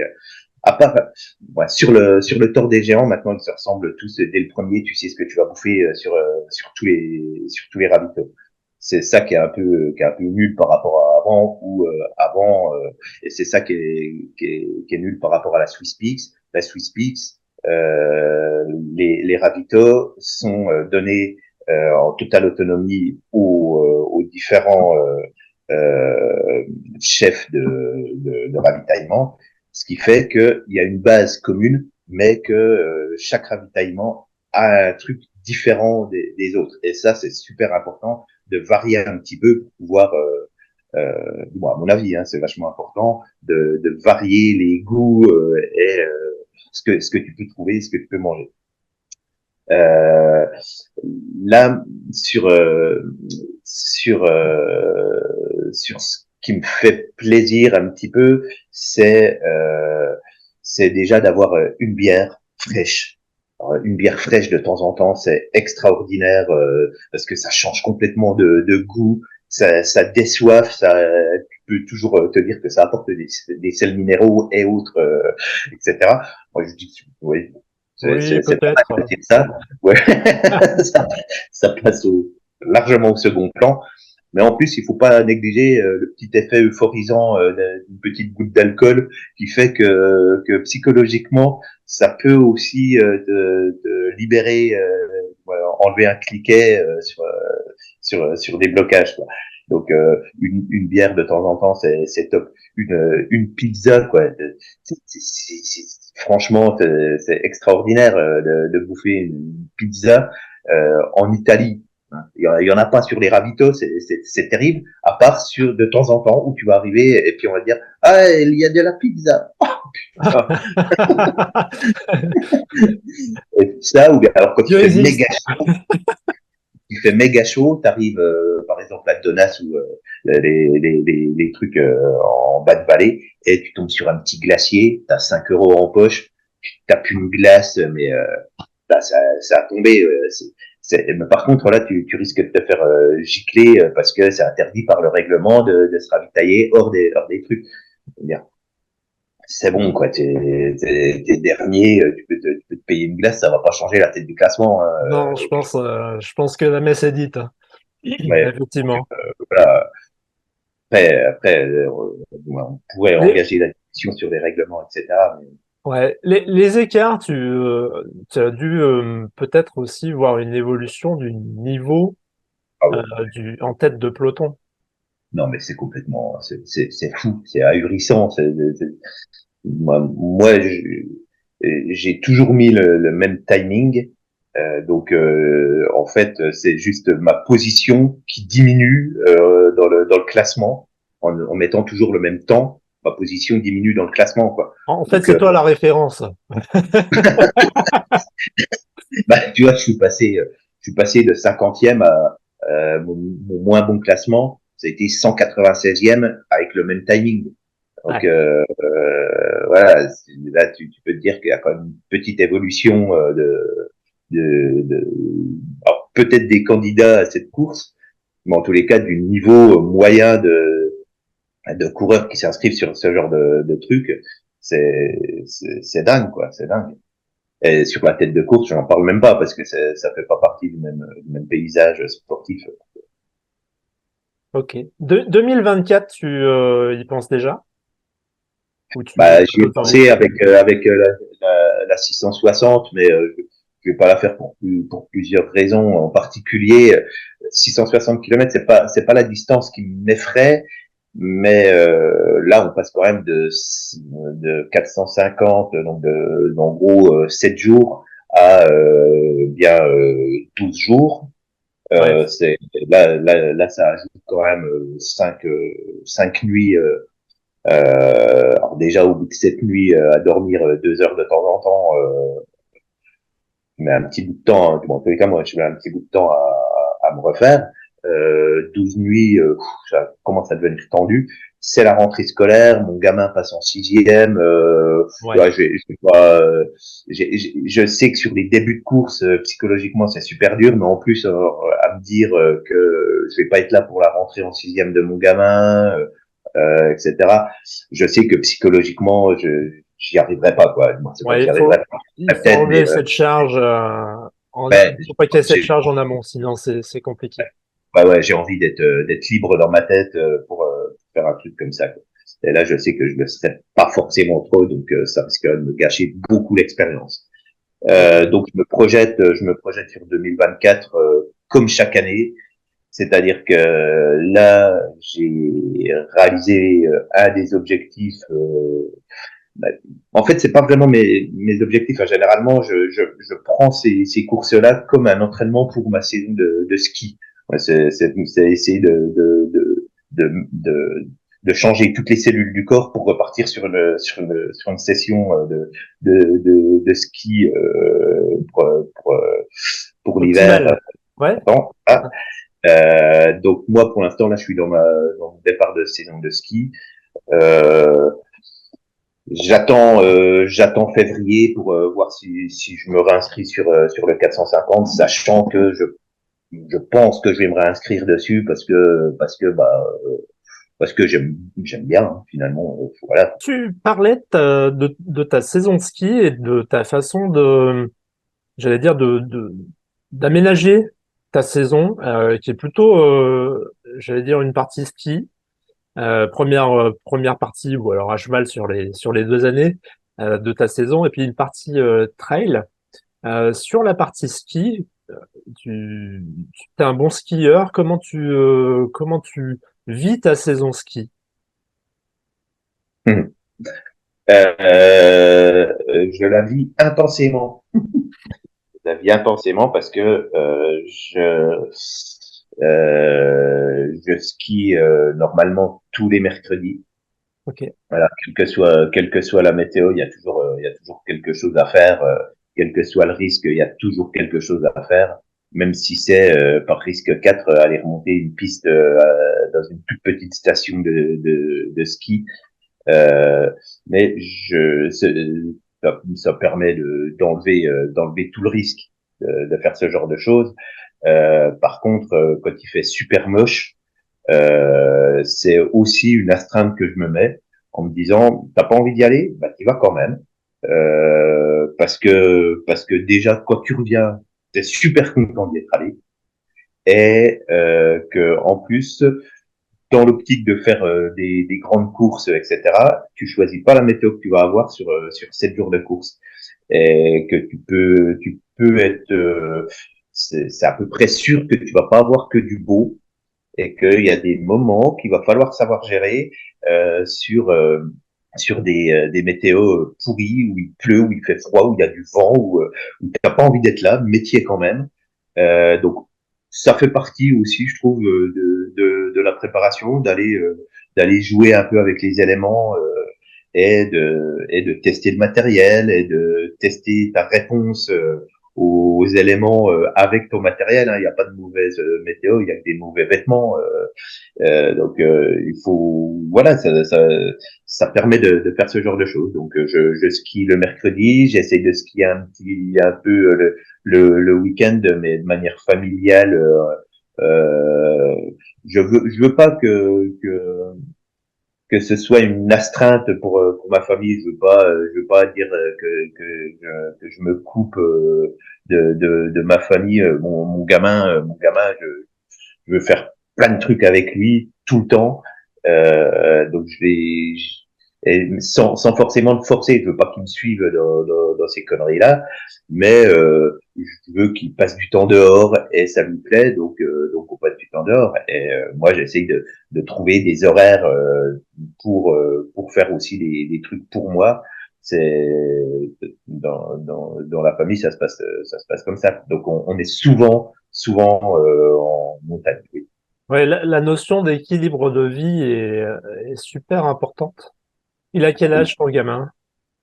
Bah là, il va avoir 10 ans la semaine prochaine. Ouais, donc Donc, tu peux faire des activités quand même outdoor ah bah oui, intéressantes. oui. Ah ouais, ouais. Et c'est marrant hein, parce que euh, donc on est ensemble avec sa maman depuis 2006, donc depuis juste avant que je me mette dans des grandes courses. Euh, premier Tour des Géants, il n'était même pas en projet. Il y a un Tour des Géants où j'ai des images où elle est enceinte et qu'elle m'accompagne. J'ai pas mal d'images où il est tout petit et plus ça va, plus il est grand. Donc pour lui, ça fait partie de sa vie quoi. Quand on part en vacances, on a toujours des sacs jaunes avec marqué Thor, machin. Il y en a partout dans la maison des sacs jaunes comme ça. C'est Ah, que tu le dois sac. avoir l'historique là, ouais, ouais, ouais. Bah, ouais, ouais, complètement. Donc lui, il baigne là-dedans. Et c'est peut-être aussi une des raisons pour lesquelles je me réinscris à chaque fois, c'est que pour lui, il y a le moment en septembre où papa il court dans la montagne et maman lui donne à manger. Quoi. Et, euh, et Ça ça rythme, fait pas. ça ponctue Ouais, l'année, quoi. ça ponctue l'année et il sait que quand je reviens, bah il a un cadeau. Parce que parce que quand je reviens, je suis le roi du monde, Faut pas je suis l'oublier. indestructible et si je suis indestructible, j'en fais profiter les copains, la famille, etc. Et lui, il sait qu'il va avoir un petit cadeau. Donc là depuis, ben, il me dit mais non, mais t'y retournes, hein. T'y retournes le 2024, t'y retournes quoi. Tu partages beaucoup avec ton entourage, tes proches. Comment tu vis la course et comment quelque part, tu leur fais partager un petit bout de ce que tu vis? Euh, Alors, pendant la course, ce que je te disais, j'ai pas de montre GPS, donc je fais Ouais. tout smartphone, donc j'ai aussi beaucoup de messages de copains qui me suivent parce que c'est assez prenant hein, finalement, même quand tu fais pas de sport, de regarder un petit point qui se balade sur une carte ou sur un graphique et de se dire ah, mais putain mais là on est mercredi, l'autre il court depuis 4 jours. Moi je suis au boulot tranquille, ce soir il aura un peu de progressé, demain matin il sera un petit peu ailleurs, etc. C'est assez marrant de suivre les petits points qui progressent doucement. Les courses des escargots, c'est assez rigolo. Donc il y a pas mal de copains qui sont pas du tout sportifs, qui me suivent quand même sur cette semaine-là. Et du coup, on échange un minimum par SMS, et puis pendant la course, et aussi après la course, quoi. Donc j'en parle, et puis forcément, les copains savent que je fais ce genre de choses, mais je vais pas faire une soirée diapo le samedi d'après pour dire ah regardez ce qu'elle a encore fait, c'est gna. Ça je le fais pas vraiment. Si s'il y a des gens que ça intéresse, on boit un café, on en discute comme ça, mais je vais pas aller faire chier tout le monde avec ce genre de choses. Ceux qui sont intéressés, c'est toujours un plaisir d'échanger avec eux. Tu partages, tu as fait des vidéos également. Tu peux nous en parler un petit peu? Alors j'en ai fait sur pas mal d'éditions, sur les 7 premières éditions du Thor. La première édition, en fait, j'ai fait une vidéo comme on en voit tout le temps maintenant, d'un récit de course de l'intérieur, avec un petit montage vidéo parce que ça me faisait plaisir de faire un petit montage vidéo. C'est une vidéo qui a tourné énormément, puis vu que c'était la première édition d'une course qui était quand même assez interrogative, euh, j'ai eu énormément de contacts suite à cette vidéo-là par des coureurs amateurs qui se demandaient si ce que c'était que cette course, si c'était raisonnable de s'inscrire dessus, etc. Donc j'ai eu beaucoup de contacts grâce à cette première vidéo. Puis après, ça m'a permis de rencontrer 2 3 copains et on a monté des petits scénarios sur des courses qui me permettaient aussi finalement après d'avoir un petit objectif pendant la course. Pas uniquement de faire la course, mais de me dire, tiens, j'ai une petite caméra, qu'est-ce que je pourrais faire comme truc. Ça me permettait aussi de rentrer dans la course sans se prendre au sérieux sur la course. Et ça permet de faire passer le temps, d'imaginer des trucs, de se projeter d'une autre façon dans la course. Donc, j'ai bien aimé faire ce genre de choses. Et ça, c'était en 2010, 11, 12, 13, etc. Mais maintenant, vu que tout le monde fait ça, il y en a partout. Et que moi je reste sur des petits montages ridicules mais qui me font rigoler. Je vais pas mettre des vidéos à tout bout de champ sur ce genre de choses. Ça n'a plus d'intérêt. Mais par contre, il y a encore beaucoup de monde que je rencontre sur moi, Courmayeur pendant cette période-là qui me disent ah excellent, j'ai regardé tes vidéos, c'est avec tes vidéos que ça m'a donné envie d'aller faire cette course, etc. Il y en a finalement vraiment beaucoup quoi. Et pareil, c'est ma copine qui apparaît sur aucune vidéo quasiment. C'est ah mais vous êtes Madame Simard, excellent, bravo, etc. Donc c'est assez marrant finalement que dans ce microcosme il y a des informations qui se recoupent comme ça et qui survivent. Ouais, c'est cool. Mais je pense que, alors après, dis-moi, hein, mais l'objectif de ces vidéos, est-ce que c'était de partager ton aventure? Est-ce que c'était une envie d'inspirer ou de montrer de l'intérieur ce qui pouvait se faire? Ah, les trois, hein, les trois partagés parce que tu peux pas partager avec quelqu'un ce genre de choses, quoi. C'est quelqu'un qui ne le fait pas, finalement, euh, il peut pas comprendre, il peut pas se projeter à l'intérieur d'un truc comme ça, c'est impossible. Et puis même en le racontant, quoi, tu passes par des états, des moments, des ambiances qui sont indescriptibles si tu les vis pas, quoi. Il y a plein de copains qui font du sport et qui me disent mais moi je le ferai jamais, je peux pas, c'est pas possible. Si, c'est possible. Moi, j'ai rien du sportif particulier, quoi. C'est, à mon avis, t'as 20% de physique et 80% de mental dans une course comme ça, quoi. Si tu gères bien mais gérer, c'est du mental. Se dire que c'est pas possible, c'est du mental. Donc, vraiment, il faut lever ses limites mentales pour aller voir que le corps humain est capable de faire des trucs complètement extraordinaires. Donc, pour le raconter un peu mieux et montrer que c'est pas juste marcher, courir et se faire mal, bah, filmer des petites séances de vie à l'intérieur d'une course comme ça, juste pour montrer qu'on est mort de rire par moment, ou qu'il y a des moments où ça va pas, ou qu'il y a des moments où il pleut, il y a des moments où il fait beau, il y a des moments d'extase complète devant des paysages, des levées de soleil, des levées de lune qui sont extraordinaires. Tu les fais passer par quelques images. Donc tu partages grâce aux images. Tu donnes un peu aussi envie. Il y a aussi évidemment un peu d'exhibitionnisme forcément si tu mets des images de toi publiques sur un site euh, ça fait partie aussi de l'aspect psychologique où tu vas te dire bah ouais je m'en fous de me montrer mais ouais ça fait plaisir aussi quand tu as un retour positif sur ce que tu montres quoi. Ouais, ouais, tout à fait. Euh, tu as dégagé du temps tu as fait c'est un vrai choix de vie de se dire je dégage du temps le mercredi pour mon activité sportive parce que c'est peut-être un équilibre pour toi, c'est peut-être un besoin fondamental pour toi. Est-ce que tu as imaginé ou est-ce que tu imagines peut-être un jour que ton activité, on fait l'inverse, c'est-à-dire que ton activité devient une activité en lien avec le sport? Est-ce que c'est des choses qui t'ont déjà traversé l'esprit? Alors c'est c'est ça c'est un gros sujet de discussion. C'est un gros sujet de discussion parce que je ne veux absolument. Moi, j'ai passé le diplôme d'accompagnateur moyenne montagne, etc.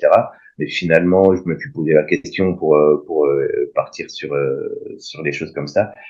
Et très rapidement, je me suis dit non mais attends, tu vas pas te faire payer pour faire ce que t'aimes, surtout dans un univers que tu veux savoir préserver de tout aspect financier, etc. J'aime pas l'argent pour l'argent, j'aime pas ça. Donc j'aime bien être en montagne détaché de toute contingence. Si je suis payé pour aller en montagne et emmener quelqu'un en montagne, ça brise complètement quelque chose et je veux pas ça quoi. Donc déjà, je j'irai jamais dans cet état d'esprit-là. Après, euh, pendant le Tour des Géants, j'ai fait la rencontre de Thierry Blondeau. On a couru ensemble les 3, 4 premières éditions en faisant des conneries ensemble. C'était extraordinaire jusqu'au moment où, au bout de 4 ans, on s'est rendu compte qu'on avait aussi un point commun du point de vue professionnel. C'est que lui, il développait un système pour faire de la course d'orientation en milieu scolaire. Et moi, je suis formateur d'enseignants en mathématiques. Et ce qui m'intéressait, c'était de bosser un petit peu sur l'aspect physique des mathématiques. C'est-à-dire comment on peut faire passer des mathématiques par le corps. Et quand j'ai vu ce qu'il faisait, j'ai trouvé ça extraordinaire. Et depuis, on bosse ensemble professionnellement. Et j'utilise un système qui s'appelle LearnO. Donc, que tu peux regarder sur Internet ce que c'est. C'est exactement mêler l'activité physique à l'activité mentale des mathématiques. Et donc, je développe ça en termes de recherche et je suis au moins un jour ou deux par semaine dans les classes de la petite section maternelle jusqu'au lycée pour faire des maths dans la cour avec des élèves en les mettant, moi quand ils sortent d'un cours de maths avec moi, ils transpirent de partout, ça, pas que du cerveau, quoi. Ça Transpire des transpire. maths. Voilà, j'ai trouvé un peu mon équilibre là-dedans. C'est génial. Ouais, ouais. Et grâce aussi à une rencontre sur le temps des géants, donc tout est un peu lié. Ouais, tout se nourrit d'une certaine façon et ça amène un équilibre de vie et une satisfaction globale. Ouais. Ok. Voilà, complètement. Le ski pour toi, tu le placerais peut-être, c'est l'opinion que j'ai en échangeant, un petit peu au-dessus de ta pratique de trail ou est-ce que ça s'équilibre? Ouais, ouais, non mais le trail, je suis pas bon. Je suis juste pas bon. Je peux pas aller vite. Je peux aller longtemps si on veut, mais et en plus, je trouve que le trail, ça fait vite mal aux genoux, quoi. J'aimerais Mais- bien pouvoir accélérer en Ouais, descente, mais je sais que ça va pas le faire, quoi. La course à pied, c'est très bien, mais la course à pied à haute dose, je sais, en tous les cas, moi, je trouve que au niveau des articulations, c'est pas forcément le meilleur sport. Ce qui fait que sur un Tour des Géants ou Tour des Glaciers, je ne cours pas. Je ne cours absolument pas. J'ai des bâtons, je ne cours absolument pas. Je trottine de temps en temps sur des faux plats. C'est tout ce que je fais. Sinon, je fais de la marche rapide avec un minimum de 2 points d'appui, un pied, un bâton. Quand tu cours, il y a un moment donné où tu n'as plus de points d'appui. Et c'est les réceptions qui font que ça peut devenir un peu critique sur les genoux, etc. traumatisant, ouais. Le ski, pour moi, c'est un sport à portée, quoi. Très ludique à la descente, c'est un peu comme le VTT, sauf que le VTT, moi, ça me fait peur. Les descentes, j'ai vraiment l'impression de rien maîtriser. Alors que le ski, j'aime bien. Je skie maintenant un petit peu, moi, en tous les cas dans les pentes qui me plaisent, c'est-à-dire qu'ils peuvent être raides, il peut y avoir de l'exposition, etc. Mais je suis un peu dans mon élément. J'aime bien ça. J'aime beaucoup la solitude que je peux trouver dans ces moments-là.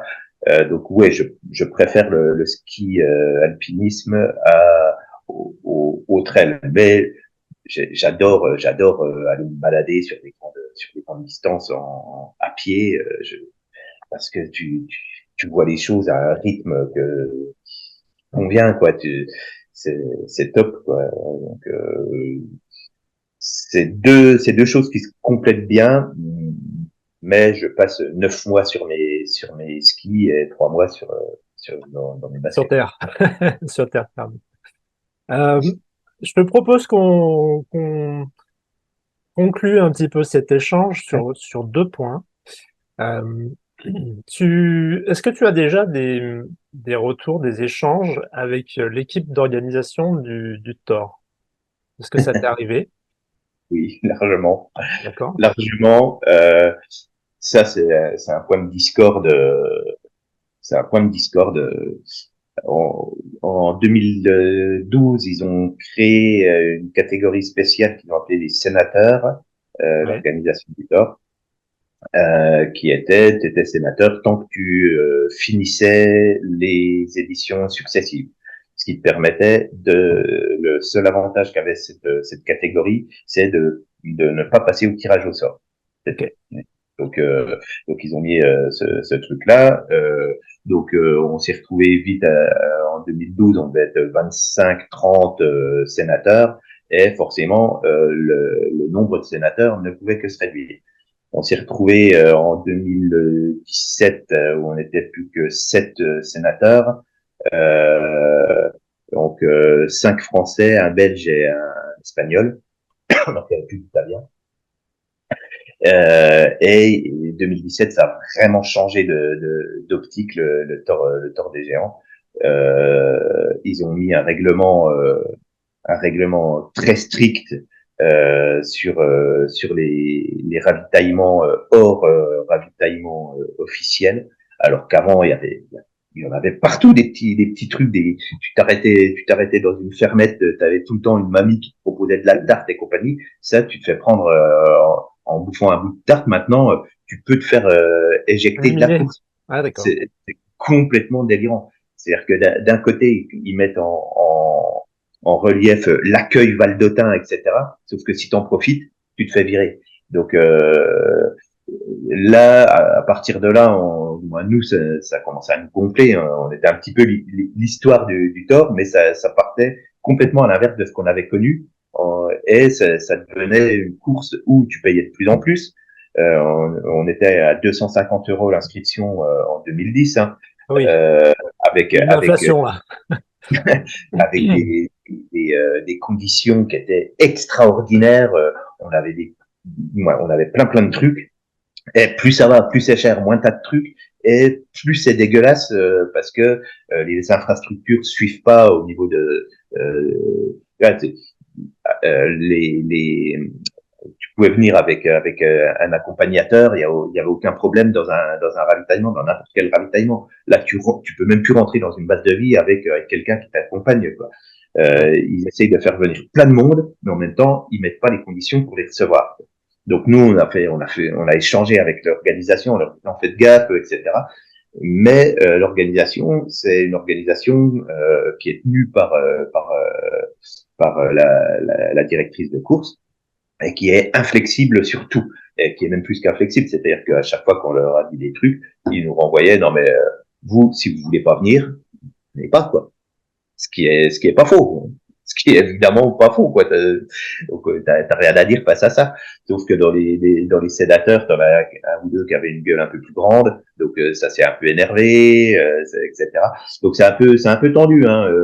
Il y a 2 ans, ils ont dit, bon, bah là, les sénateurs ont commencé à nous casser les couilles. Hop, on vire le statut. On vire les vieux. Voilà. Comme ça, au moins, on n'a plus de soucis avec vous, quoi. Donc, le statut n'existe plus. D'accord. Là, on n'est plus que deux. On n'est plus que deux. Mais moi, je suis sur le Tour des Glaciers parce que j'adore. L'autre a réussi à se réinscrire sur le Tour des Géants. Je ne sais pas comment il fait. Je comprends pas, mais il a réussi à se faire inscrire sur le Tour des Géants, alors que normalement, dans le règlement, t'as plus le droit de t'inscrire au bout de 2 inscriptions successives ou je sais plus trop. De toute façon, chaque année, ils changent de règlement. Euh, c'est voilà, c'est une organisation de course, donc de toute façon tu sais que c'est l'organisation qui est maître de ce qu'elle fait. Si ça te plaît pas, tu viens pas. Point à la ligne. Ils ont suffisamment de clients pour de toute façon remplir. C'est pas toi qui va faire changer quoi que ce soit. Maintenant que tu t'y plies ou que tu t'y plies pas, euh, voilà quoi. Mais ça fait chier quoi parce que voilà, cette année, j'arrive à Cognes. Il est 3 heures du matin. Il y a le premier du Tour des Géants qui vient d'arriver. Donc, il y a personne à Cognes. Et c'est une énorme base de vie. Il y a personne. Ouais.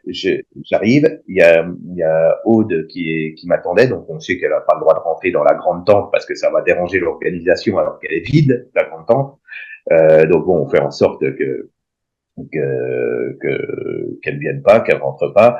Moi, je me dis bon bah c'est bon, hein, je dors pas là, je me casse, on verra ça plus tard, etc. J'étais tout pas bien là. C'est la fin des 48 premières heures. J'étais tout pas bien. Il faisait froid. Je mets des gants, je m'habille, machin, gna. Et juste avant de partir, je me dis ah fait chier. J'aurais bien mis un petit coup de knock sur un orteil parce que ça allait pas. Je retire ma pompe, j'avais pas envie de retirer mes gants parce que j'avais les dragons, j'avais tout. Il y a Aude qui prend une noisette de noc, qui me la met sur l'orteil. T'as un mec qui arrive, qui nous prend en photo, qui nous dit attention, ça c'est passible d'exclusion de la course. Quoi. Enfin, attends, exclusion de la course parce que il y a ma copine qui me met une noisette de noc sur un orteil. Va te faire foutre quoi, va te faire foutre tout simplement. Et voilà, c'est à double tranchant. Ces choses-là, il faut garder la tête froide, quoi. C'est bon, quoi. Je suis dernier de la course. Et je veux pas enlever mes gants pour me mettre une noisette de knock. Qu'est-ce que ça va changer au classement de la course, quoi. Faut arrêter. On a des règlements, mais il faut savoir les appliquer avec un minimum d'intelligence en fonction du cas par cas, pas n'importe quoi. Donc on s'est écharpé sur des règlements avec la direction de course, mais ils le prennent pas comme des conseils, ils le prennent comme des récriminations. C'est des récriminations au bout d'un moment quand le règlement se durcit et qu'il se durcit pour les derniers, c'est débile quoi. Voilà. Bon, bref, donc on a un petit Donc, si, différent. si tu avais un conseil, ce serait peut-être plus de souplesse. Ah, oui, de la souplesse du cas par cas, quoi. Savoir faire la part des choses, savoir faire la part des choses, quoi. Euh, que ceux qui se tirent la bourre devant, ce soit très strict pour et encore, il y a énormément de trucs on pourrait faire un off de discussion sur tous les trucs qu'on sait à l'intérieur d'un peloton, sur ce qui se passe à l'avant, sur ce qui se passe dans l'organisation, sur plein de trucs. Hein. Il y a qu'à juste rediscuter un petit peu de l'affaire Francesca Canepa, comment elle s'est fait virer du Tour des Géants, pour voir un petit peu que tout n'est pas rose de tous les côtés. Donc que la tête de course soit dans un cadre très strict pour que ceux qui se tirent la bourre soient sur un pied d'égalité, ok. Mais c'est bon, les derniers, quand il y a aucun enjeu et que ça dérange personne et que ceux-ci Ouais, il n'y a pas de risque pour la tête de course, quoi. ah bah non, non, Ah. c'est pas parce que tu t'arrêtes de manger une glace à Donas que ça va changer le classement à l'avant, quoi. Donc je veux bien. Ça fera toujours vivre l'économie valdôtaine, d'autant plus. Mais, bah oui, c'est pareil, que faire venir des gens pour se balader avec toi. Un copain qui fait 200 kilomètres pour venir partager 10-15 bornes avec toi sur le tracé, tu peux te faire jeter par l'organisation parce que tu es accompagné. Euh, d'accord, mais ça va rien changer au classement. Il y a quelqu'un qui vient dans la vallée d'Aoste qui va y passer 2 ou 3 jours, donc qui va forcément dépenser de l'argent dans la vallée d'Aoste, ce qui est au départ l'objectif de l'organisation d'une course de cette dimension-là, c'est de faire vivre une vallée, quoi. Donc voilà, faut prendre les choses un petit peu avec distance, quoi, savoir appliquer un règlement avec intelligence. Ok, on va passer de l'autre côté, c'est-à-dire que maintenant qu'on a parlé de l'organisation, est-ce que tu aurais des conseils pour un trailer, une traileuse? Alors, elles sont moins nombreuses, mais je crois que d'année en année, elles sont un petit peu plus nombreuses dans le peloton. Est-ce que tu aurais un conseil ou des conseils pour eux s'ils hésitent à se lancer sur une édition du Tour ou ils sont dans ce processus où ils vont s'inscrire en mars? Est-ce que tu as un conseil pour eux? Alors, j'essaye de pas donner de conseils justement, en tous les cas, sur tout ce qui est préparation, etc. Parce que je suis pas du tout. Je, Faites moi, du ce que je ski, fais, ça faites du marche ski. pour moi. Ce que je fais, ça marche pour moi. Ça veut pas dire que c'est transférable. Par contre, les seuls conseils que je donne aux gens, c'est de bien faire attention au matériel. C'est-à-dire que moi, je sais que j'ai hyper confiance dans ma Gore-Tex. Je pars toujours avec une Gore chère, mais super efficace, que j'ai testé dans des conditions de merde en montagne, parce que ça me permet d'avoir confiance dans mon matériel. Je sais que je peux passer une nuit dehors par -15 avec Magor et une doudoune. J'ai toujours ça dans mon sac, donc bien faire attention à ça et au frontal parce que tu passes ta vie de nuit. Il faut voilà, les journées sont rétrécies et tu vas être de nuit très longtemps. Donc voilà, bien faire attention au matériel que tu auras sur toi pour te protéger des intempéries et au frontal. Et après, c'est juste une question de psychologie. Qu'est-ce qui fait que tu veux pas t'inscrire? Si tu as envie de t'inscrire, inscris-toi. Le reste, c'est des barrières psychologiques. Et que toutes les barrières psychologiques, il suffit de se dire, bah, on peut les faire sauter. Si tu sais qu'elles existent, c'est comme un logiciel malveillant. Si tu sais qu'il existe, il suffit de le virer pour que l'ordinateur fonctionne. Les barrières mentales, c'est exactement ça. Si t'as envie de faire quelque chose, fais-le. Tous les autres problèmes, tu les résoudras au fur et à mesure. Il y a aucun problème. Tu te sens bien physiquement, si t'as aucune contre-indication médicale à le faire, au pire, t'abandonneras et il y aura aucune conséquence. De toute façon, vas-y, tu risques rien. Le truc, c'est te mets pas de pression et même la pression, c'est une barrière mentale. Tout ça, c'est que des barrières mentales. Physiquement, ça va aller. Maintenant, voilà, il faut y aller. Ouais. Ok. Bon, vous l'avez entendu. On lève tous ces verrous psychologiques qui servent à rien. On se met un objectif et puis on construit les étapes qui vont Voilà, nous aider vers l'objectif. c'est ça, c'est uniquement ça. Pour la démarche. Ouais, il faut rendre possible ce que tu penses qui est impossible au départ, quoi.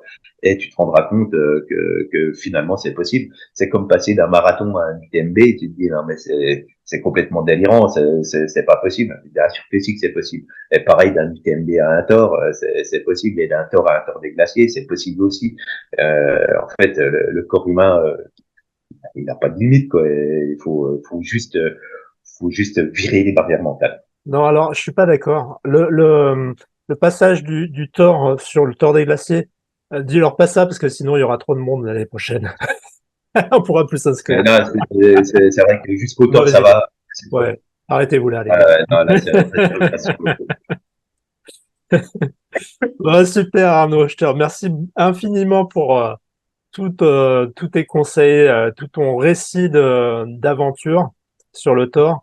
Une dernière question, comment est-ce que les personnes peuvent te contacter si elles le souhaitent, si tu es ouvert à l'échange oui. derrière? Comment est-ce qu'on te retrouve? Je sais que tu as une chaîne.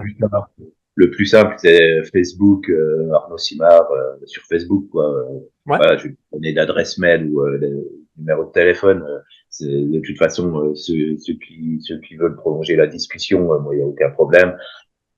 Sur Facebook, et puis quand on est sur Facebook, et ben on s'échange un numéro de téléphone, et puis voilà. Ouais, c'est exactement ce qu'on a fait. Voilà. Bon, merci infiniment, et puis bah, Merci à toi. peut-être à l'année prochaine au départ du Thor. J'espère te croiser. Moi, je pense prendre le départ également. Ouais. Avec plaisir pour faire quelques kilomètres ou plus ensemble. Bah exactement. Retempio ensemble, ça peut être rigolo. Carrément. Allez, ciao, bye bye. Ciao, merci beaucoup. Merci d'avoir écouté cet épisode palpitant de Quelque part sûr. J'espère que ce récit vous aura donné envie d'enfiler vos baskets, de partir à l'aventure ou de relever de nouveaux défis pour faire un pas de plus vers vos rêves. Découvrez les futurs épisodes en vous abonnant au podcast. Je vous invite aussi à découvrir le blog quelquepartsur.com soutenu par Chamonix Trail. Vous pouvez me contacter via Insta ou LinkedIn.